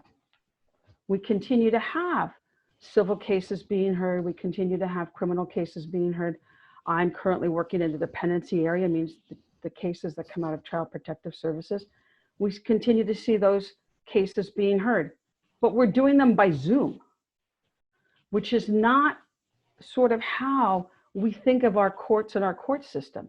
We think of going into the courthouse and seeing what justice looks like in that courthouse. And now if you walk into a criminal courtroom or a civil courtroom, you see a screen and you see everybody zoom in. And it's had a tremendous impact, because one of the things that's happened as a result of the pandemic is we have no jury trials. The core of our justice system is our jury system, and yet we don't have any jury trials going on. And the core of our justice system isn't happening there. But if you talk to your friends and neighbors and ask them, if you get a jury summons, are you going to come in? What, are you going to feel safe walking in?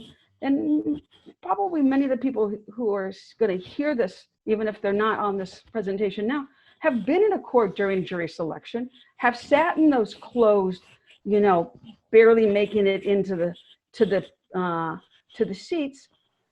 And people are afraid. They don't want to come into the courts.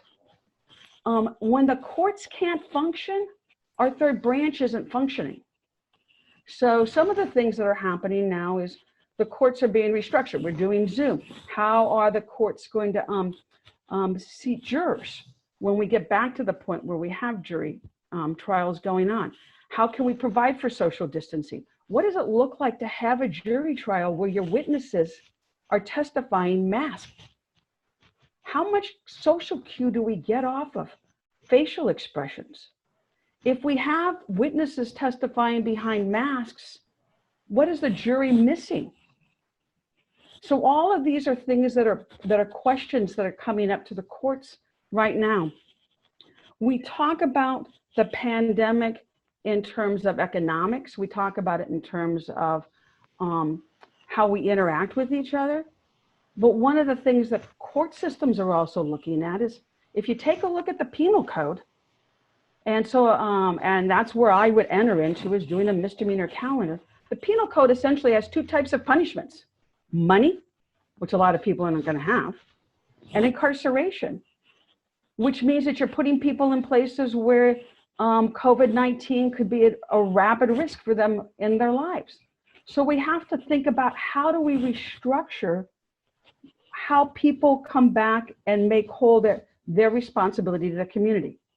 Because we can't be asking people who have no money to be paying money, because then if they can't succeed, they have failed. And then what do we do with people who fail in the criminal justice system? We incarcerate them, but you can't put them into a jail, because in a jail, they're going to get COVID. And one of the things that Jim Hart and the Sheriff's Department has done a remarkable job of here is, we do not have COVID in our Santa Cruz County Jail. We do not have coronavirus in there. But individuals come into the jail, they're 14 days isolated. There's a whole system that's going on. So one of the things that judges have to do, along with, and I'm sure Mark Stone's considering these same things, is how do we look to change how people reconnect to their communities? And this is one of the things I started talking about when I first came to the DWC at the initial forum, which is, we need to look at ways in which the court system asks people to do those things that they can do them better, and do them for themselves, consequently for their families, and consequently for their communities. I've talked about how I would like to put a needle exchange box in my courtroom so that people can bring in their dirty needles and have it considered as part of their fine. How people can do their community service if they're houseless within their houseless community, and help their friends and neighbors in that community, help the structure of that community, because we all drive down our streets and we see how much of a houseless community we have here in Santa Cruz. How people who are going to school, whether it be doing at Cabrillo or somewhere else, if they're attending college, they're doing better for themselves, which is better for their families and better for their communities. Let's give them credit for that towards their fines, towards their incarceration. Let's take a look at people who are engaged in their children's soccer team down in Watsonville, or their children's soccer team here in Santa Cruz, and say, you know what, that is a community service. It builds you better, it builds your family better, it builds your community better. We have to look at our criminal justice system as part of a system that brings back people to a better place, doesn't just take from people that which they can't do or can't give. Now, I'll bet there are individuals who are going to be incarcerated. There are individuals who, in 30 years as a public defender I dealt with, who are never getting out of a prison system. But that's not the bulk of what we deal with, and that's not the bulk of the impact on our community.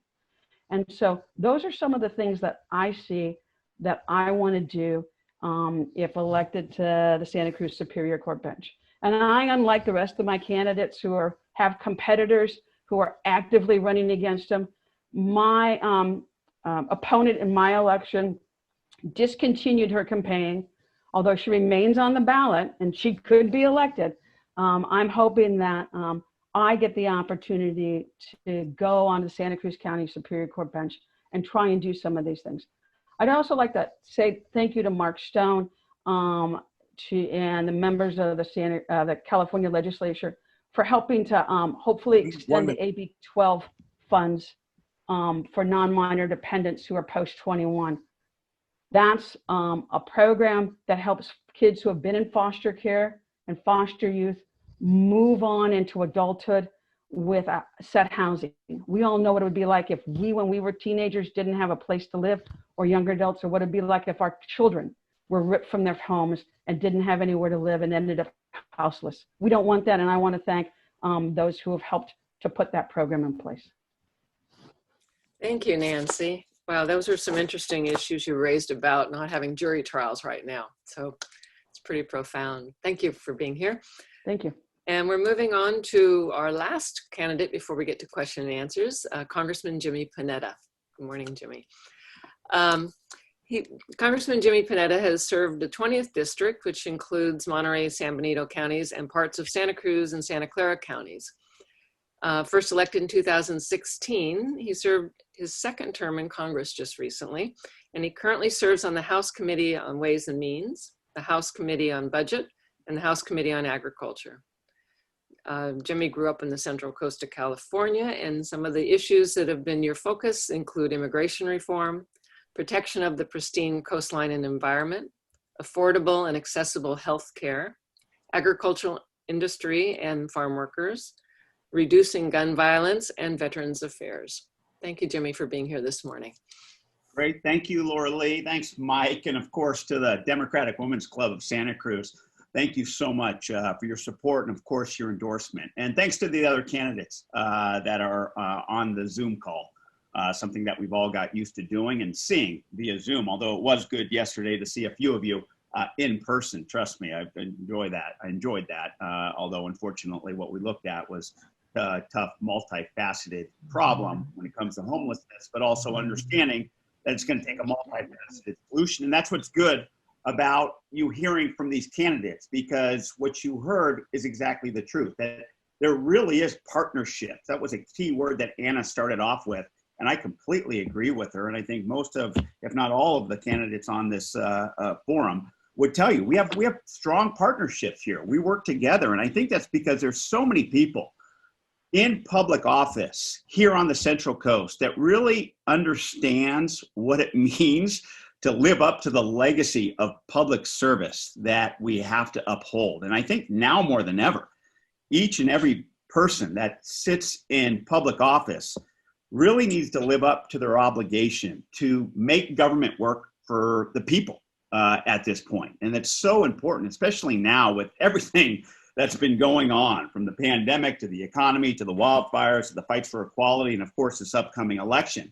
And obviously, when you talk to people throughout throughout the district, throughout the country, there's sort of an anxiety that's sort of pervasive, and it really does make people unnerved based on all the unpredictability that's going on. But it's events like this, and it's my time, obviously representing the Central Coast and speaking to Democrats here on the Central Coast, that gives me confidence. Gives me confidence as to what's going to happen in November. Gives me confidence as to what's going to happen after November. Because I do believe that Democrats understand what it takes to get through tough times. And that's basically doing what we do best, and that's coming together and participating. And I know as Democrats, sometimes coming together can be tough.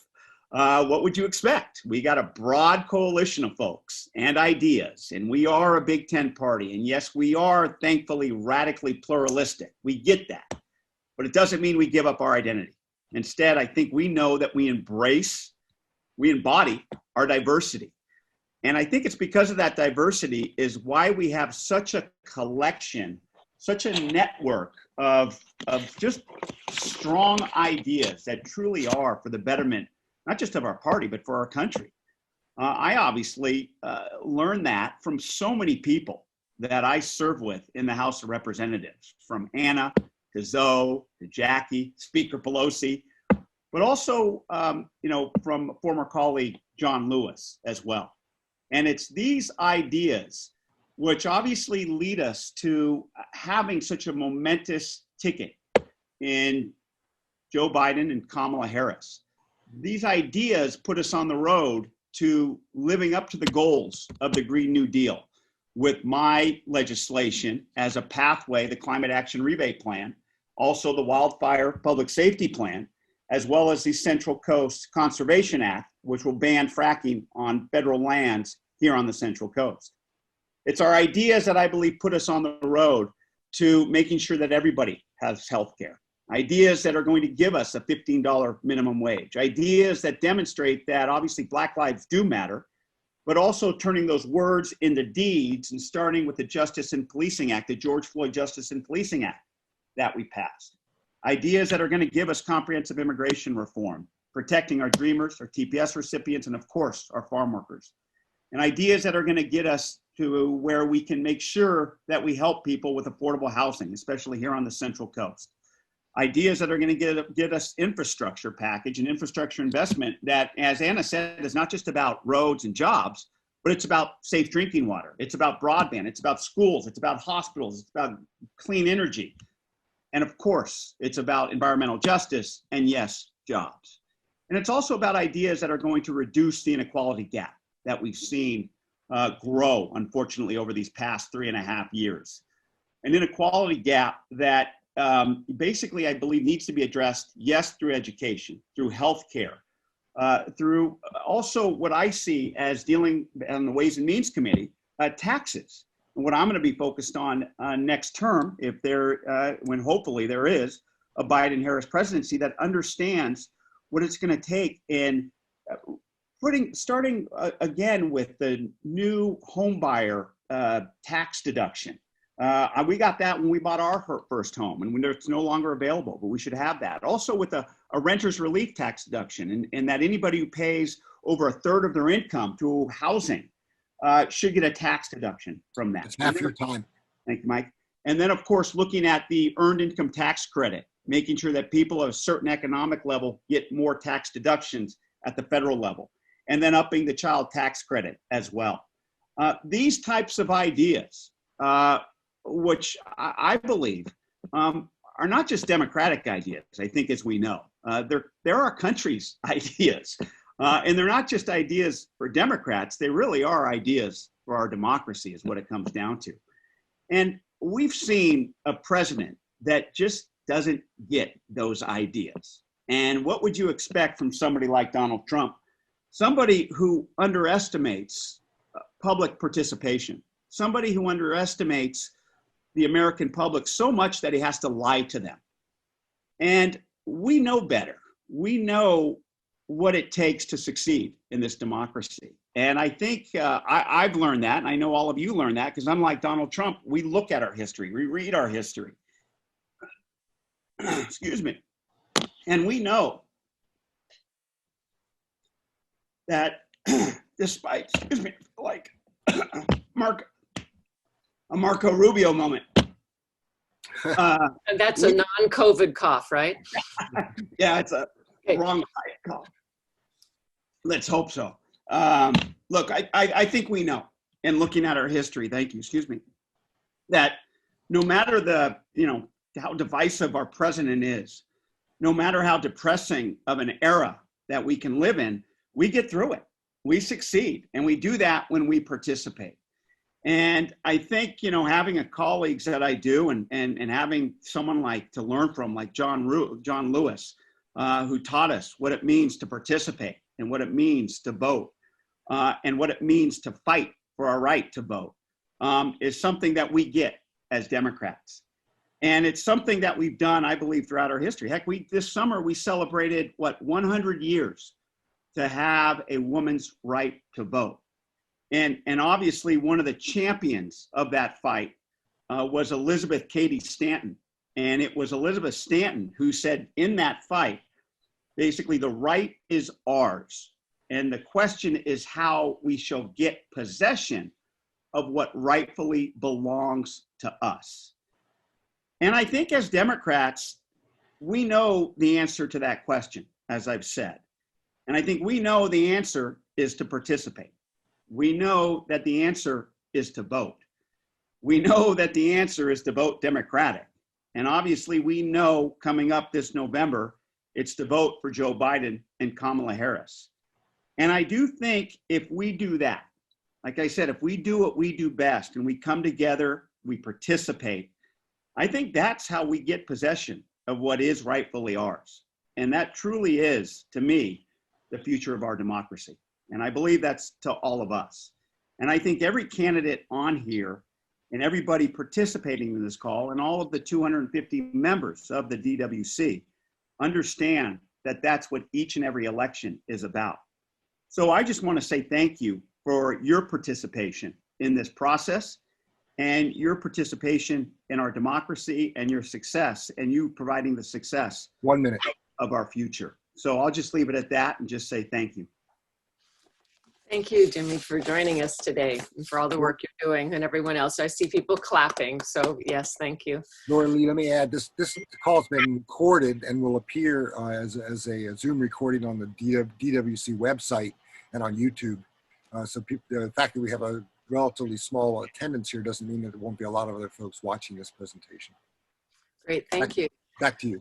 We're going to move on to questions. And if you want to ask from the audience a question, we would ask that you would somehow indicate that by showing us your image and raising your hand, or some of you might have a reactions button on your Zoom that you can just do an artificial hand. So if we have any questions open, if not, Mike might have one for us. Does anybody have a question? Brett does, I think. Do you have to unmute there, Brett? Okay, why not? I'll just, this would be for Can we have a little more volume there? Thank you. Yeah, this would be for our state legislators, Mark Stone, John Laird, Robert Rivas. I'm part of our local group that's encouraging public banking. So I'm just hoping you all will be willing to support AB 310, which should come back next year, probably still as AB 310, to change the California iBank into a statewide depository public bank. So yeah, I've supported that. I will continue to support that. I sit on the Banking and Finance Committee, and this has been an issue that we've looked at and been trying to move forward, not just for banking the cannabis industry, which is important, but as a viable option for Californians and keeping our money in the state and invested and getting away from the big banks that take a lot of the money out of the state. Thank you, Mark. Senator Rivas, did you want to comment? Yeah, very similar to Mark. You know, I was supportive of the public banking legislation in 2019, and so I as well am supportive, and you could count on me engaging in this issue when we get back. Thank you. And let me just say I subscribe to their comments. Okay, thank you. Any other questions from the viewers? Mike, do you have one you want to? I've collected questions from our board and some of our members. I'm going to say half of the questions I would have asked your presentations answered, and I don't think there's any point in sort of asking just to sort of totally repeat what you've already said. But let me start with this first question. This is for Jimmy Panetta.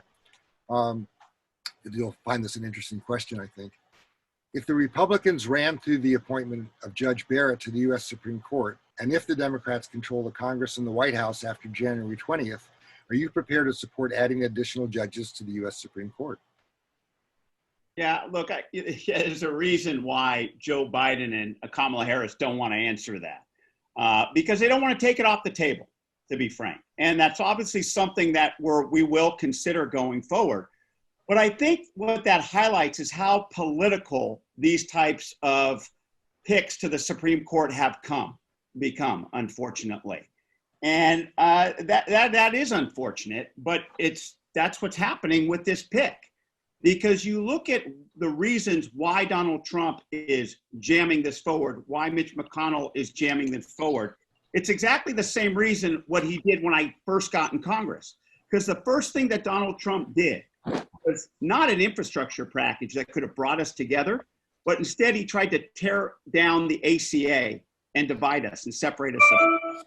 And that's exactly why I voted against it. It ultimately failed. Those efforts ultimately failed in the Senate with John McCain's thumb down, if you remember that. But that being said, you know, with the reason that there are it's so political is because, as Anna said, on November 10th, guess what's going to happen? They're going to argue. They're going to have arguments on the Supreme Court case basically tearing away the individual mandates, therefore tearing away health insurance with those with pre-existing conditions is what they're going to have the court decision on, the court arguments and then the subsequent decision. And so that's exactly why I believe he's doing that. And so I think that, yes, there are going to be options out there of either adding more Supreme Court justices or putting term limits on Supreme Court justices as well. And those are all something that I believe we're going to look at if this Supreme Court pick is nominated and seated. And I guarantee you, you're going to see the Senate and the House have some discussions about that. What that will lead to, I cannot answer that. But I think, like I said, it's unfortunate that it has become such a political process. Hey, Mike, I'm a state candidate and therefore have the liberty of saying whatever I want on this and having no impact. But I think the real issue is whether or not the Republicans are successful in packing the court in the next few weeks. Then we'll all look at it. You notice I didn't use the word packing. The other question I asked this of Jimmy, most people may be not aware of this. I think many people think that somewhere in the Constitution it says Supreme Court justices serve for life. Do you want to comment at all on sort of that issue? Well, it is a lifetime appointment. And that's why I talked about potentially having term limits on it and spreading them out so that each president gets an option to pick a certain amount of justices. What I've read in the limited research that I've done on it, sort of an 18-year term, something like that, and that spreads it out over certain presidents and whether or not how many terms they have, how many picks they get. Thank you. My next question is for Nancy de la Pena. When all else seems to fail, and it often does, petty harassment, antisocial behavior, and other illegal activity that makes many local residents and visitors uncomfortable to be in downtown Santa Cruz results in citations and even arrests. These don't seem to be very productive, but we also can't just ignore this behavior. What should the courts do when they get these cases? Well, first of all, behavior has to be illegal before. Yeah, I'm talking about illegal cases where they're breaking some existing law in place. And so that's the first thing. A lot of times people say somebody's presence is offensive, but the mere presence of somebody is not illegal. So if they're engaged in illegal activity, one of the things that happens is they come into court and they get a fine. And what is generally the issue is that people can't pay these fines.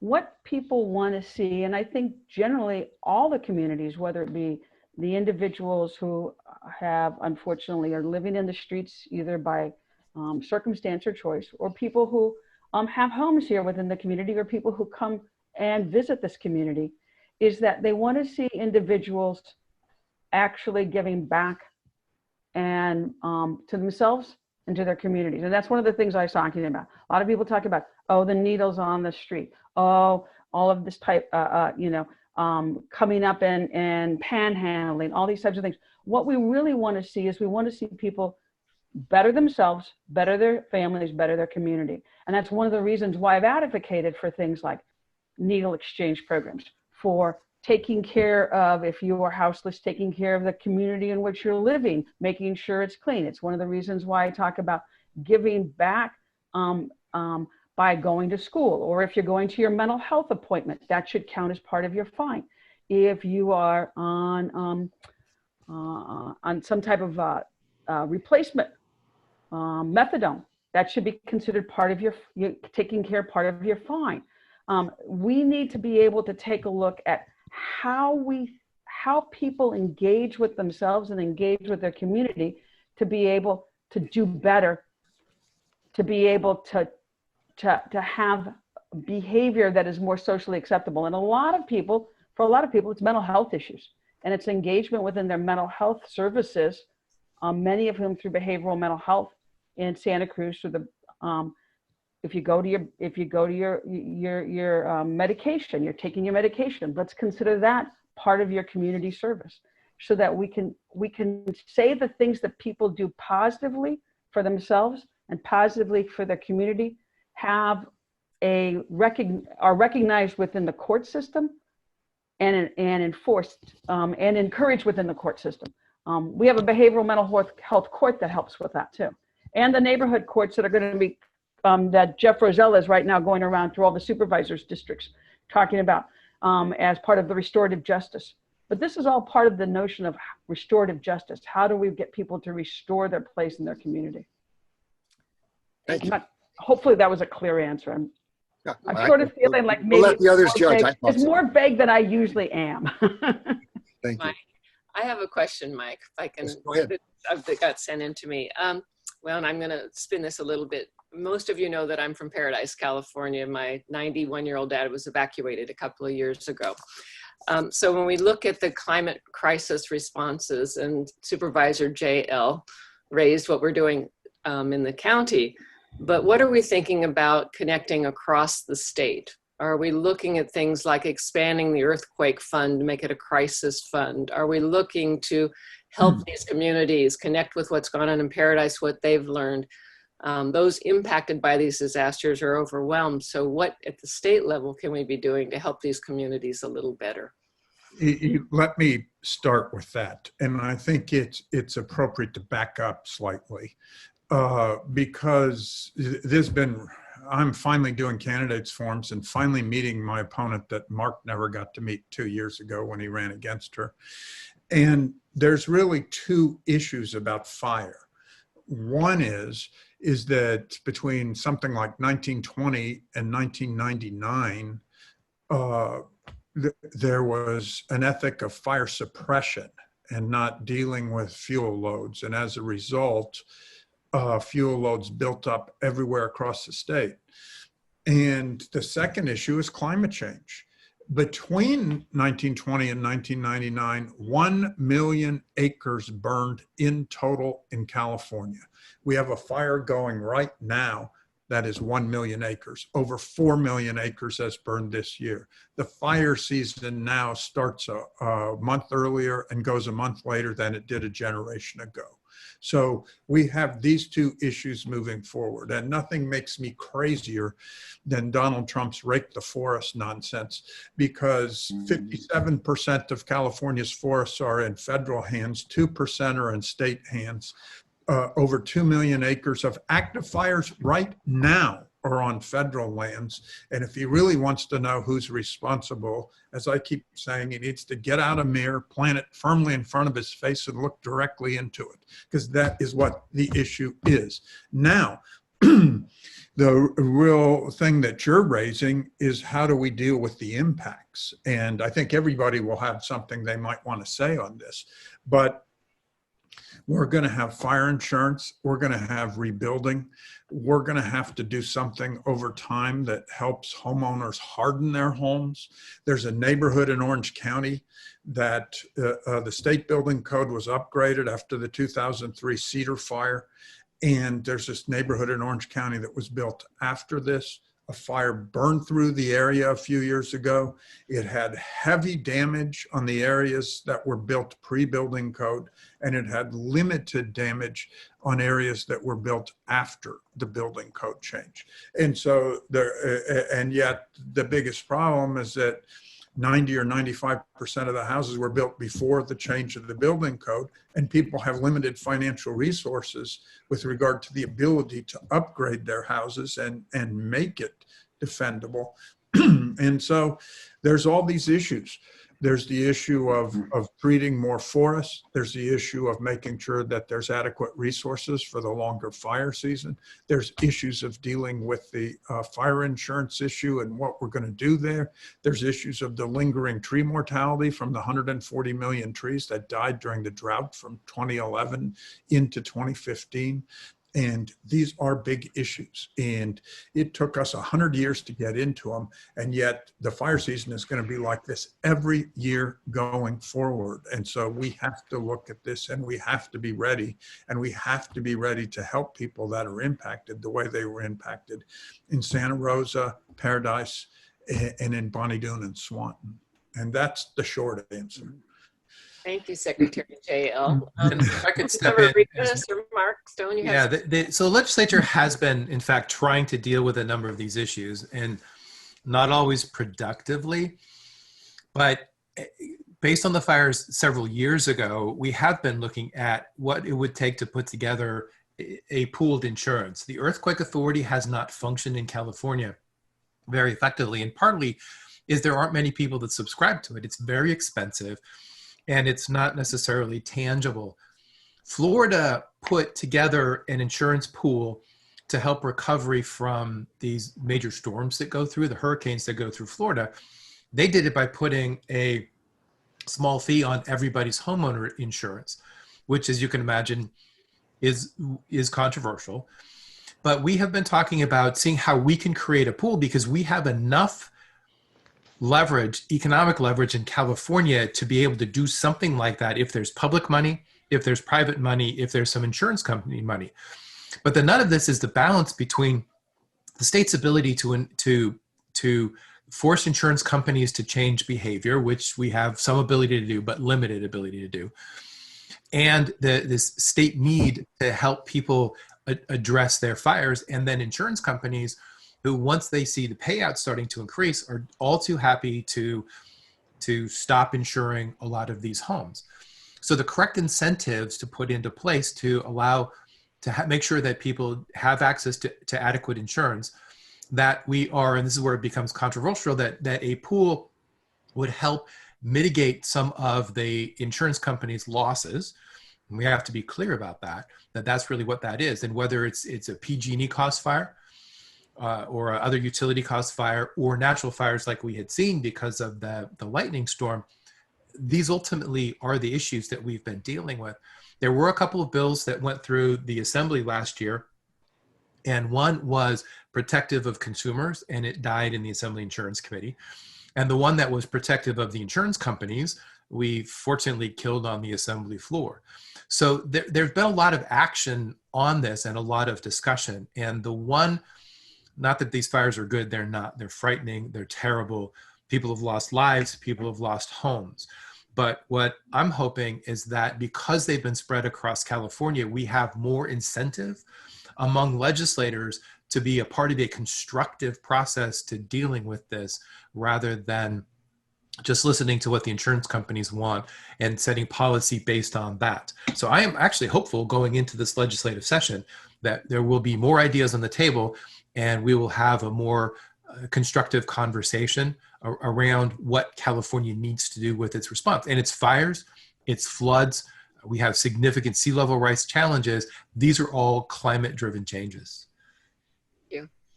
Assemblyman Rivas, Yeah, you want to add? sure. Yeah, if there's anything I can add is certainly as John and Mark put so well, is this is one of our greatest challenges, and I think what is discouraging for me is as a state we have made the commitment to historic levels of funding for our fire efforts, which certainly isn't enough. And as John mentioned, this is such a complex issue with so many different layers, and I think it certainly requires that as a state, if we're going to strategically address wildfires and the threat of wildfires, is we need a strategic plan that is going to look at all of these different issues. I sat through an informational hearing a couple years ago on home hardening, but certainly ensuring that we take those precautions is important, but it doesn't mean that they're not going to be impacted by a major wildfire.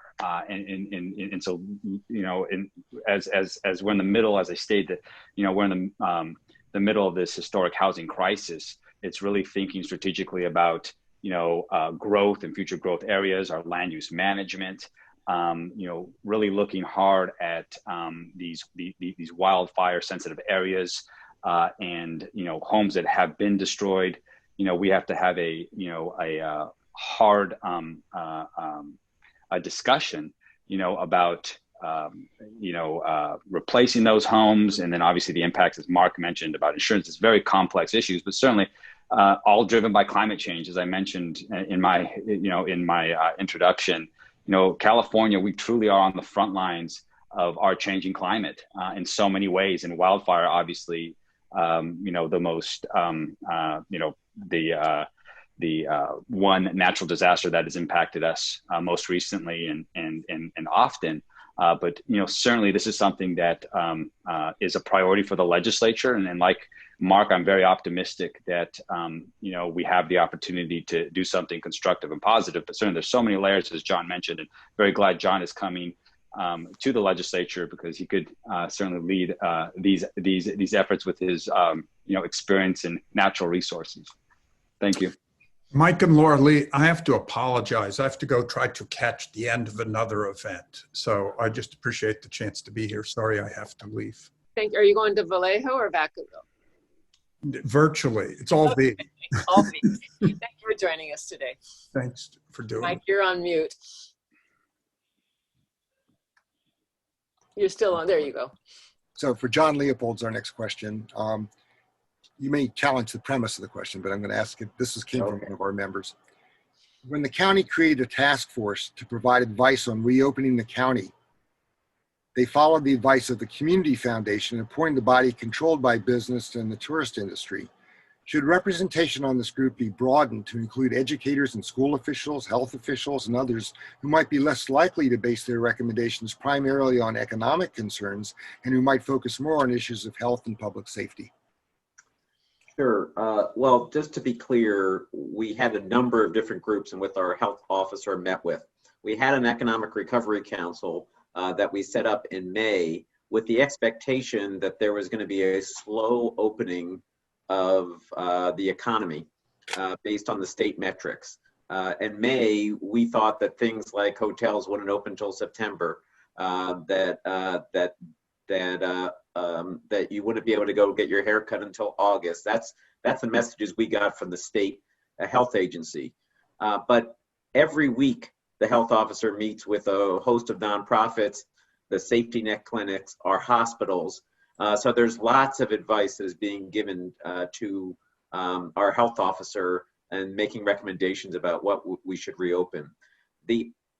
We ended up aligning with what the state allowed to reopen, and in the end, they opened things very quickly. I think we all realize now that the state as a whole reopened too quickly and has dialed it back with their new system. And that system seems to be working. The Economic Recovery Council that you talk about is no longer regularly meeting with the health officer. We are in communication, but they're meeting on their own. But the regular meetings with our safety net clinics, our hospitals, our other healthcare providers are ongoing and an important part of how we respond to the pandemic here in Santa Cruz. I'm really excited that part of that conversation has led to a partnership with UC Santa Cruz. We provided funding to UC Santa Cruz to expand testing, to buy equipment to expand testing, and they're on their way to doing 1,500 tests a week. We think that if we can do more testing here in Santa Cruz, that gives us a greater ability to control the pandemic here in Santa Cruz County. We've also helped a couple other healthcare providers purchase equipment. So again, we could expand testing, and it's super available for everyone here in Santa Cruz County. Thank you. My last question that I had, this is a question that comes from me, not from other members of the public or our group. This is to the state folks, John's left, but to Mark and to Robert. Budget cuts are never easy, but given the way things are going, what would be your priorities in making difficult cuts in the state budget if they become necessary?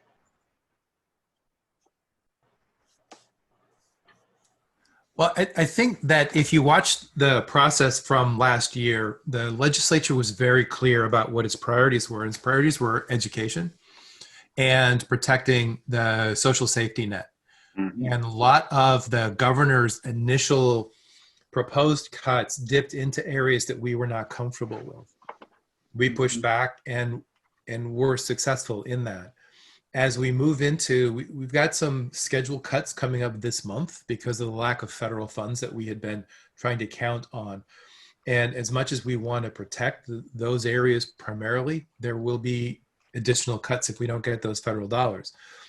For next year, we've dipped into our reserves quite a bit. Fortunately, we had the rainy day fund and we had the reserves. California had more reserves than I think 38 or 40 states had in their general fund. So we had some resilience, but we're, I think, smart. about what we cut back and how we cut back, and yet preserving things in a way that we're not going to have long-term detriment once the economy does start to turn around. So I think the first time we've been able to look further into the future and try and ensure that we're not just looking this year, but looking in out years. That will continue. What that means depends on what the revenues are. It depends on what federal money we can count on or not count on as we go into it. But the values of protecting the most vulnerable, protecting the education system, those have been in, especially the Assembly, for the longest time, and those will not change. Mm-hmm. And then Robert, if I can add, anything Mark is absolutely right. Obviously our state budget is a reflection of our values, and certainly, now that we're faced with this, economic recession, one of the worst since the Great Depression, COVID-19 has really exposed, how weak our social safety net system is here in our state, and really, myself having lived in this region my entire life in San Diego County, and having the opportunity to represent the Salinas Valley, these remote and rural areas here in our region. COVID-19 has also exposed these incredible gaps in the way that we provide services to residents, in the way they access healthcare or lack thereof. And we talked about the issues with lack of broadband access. And so certainly when it comes to our budget, it will be a very difficult year. Clearly, as a state, we're going to have to do more with less resources. But I think that clearly there is support in the legislature to ensure that we're protecting and fully funding our schools, that we are doing everything we can to ensure that our most vulnerable population of residents and these disadvantaged communities, that we're lifting them up and we're protecting them. And now more so than ever, we're on this brink of a foreclosure cliff, and so housing and homelessness is only going to be exacerbated in the coming months. And so certainly really looking forward to working with the governor and see what he prioritizes moving forward. We had, I had introduced and the governor vetoed a telehealth bill to expand telehealth opportunities in rural areas at healthcare clinics. And in the budget message, the governor said we support, the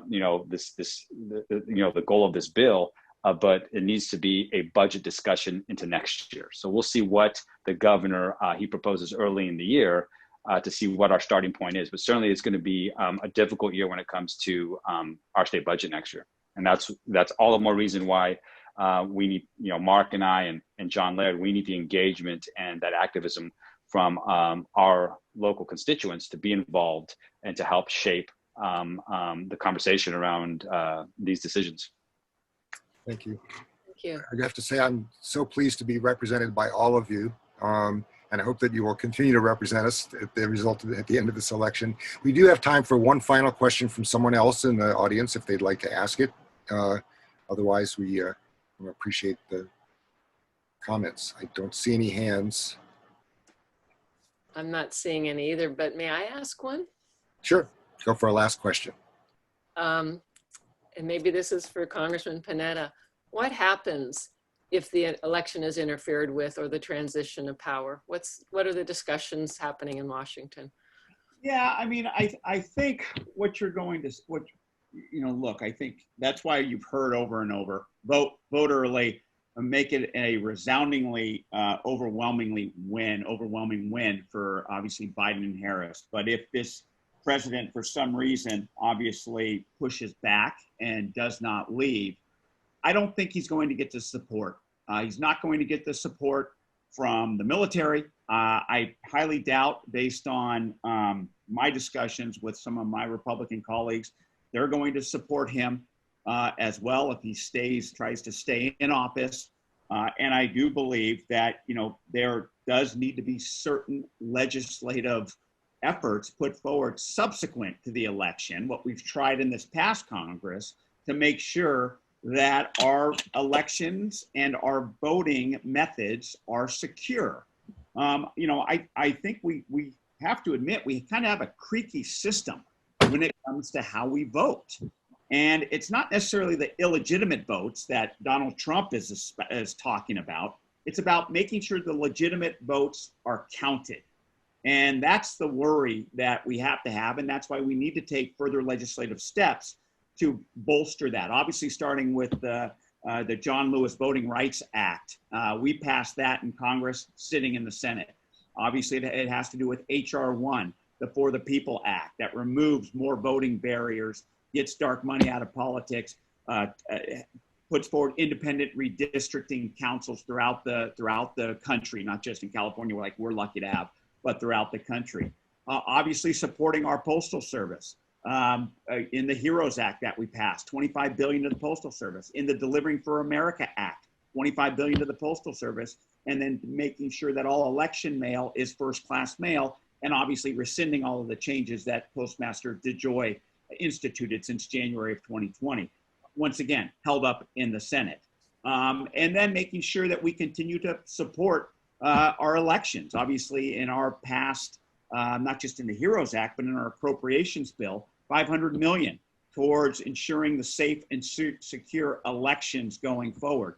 So it's these types of efforts that I believe can ensure proper, secure elections that will leave Donald Trump, our presidents, future presidents like Donald Trump, with no ways out in fighting the results of the election. A lot more has to be done, don't get me wrong. And in this election, I think if Donald Trump decides to stay or challenge it, obviously it's going to be dealt with in the courts. But at the same time, we know that there are certain dates that that each state has to meet and turn in their vote count. And I believe that after that, any sort of challenge that he poses to those results will be met with extreme pushback by, I believe, not just Democrats, but Republicans and all of America who are just sick and tired of this president. Thank you. Back to you, Lori. Yeah, thank you for the segue and to make sure you vote and vote early. Just to finish, I'd like to say I think the Democratic Women's Club is quite honored that you've all given us this much time, and we're very proud to endorse your candidacy and are working hard on our end to help your elections move forward. So thank you for all the hard work you're doing as public servants and your willingness to step into it one more time. Mike, do you have any closing thoughts? No, other than I'm going to end the call. And so I will say again, this will be, they'll be on the Democratic Women's website. That's Democratic Women's Club of Santa Cruz County, DWC.org. And also on YouTube, we'll have this video will be posted, probably take us about 3 days so to get it up because it takes time to convert them. And you'll be able to tell your friends they could watch this if they missed it today. Again, thank you all for participating, particularly the candidates, but also the members of the public in our club that showed up as well. Thank you. I'm going to end the call for everybody right now. Thanks. Thank you.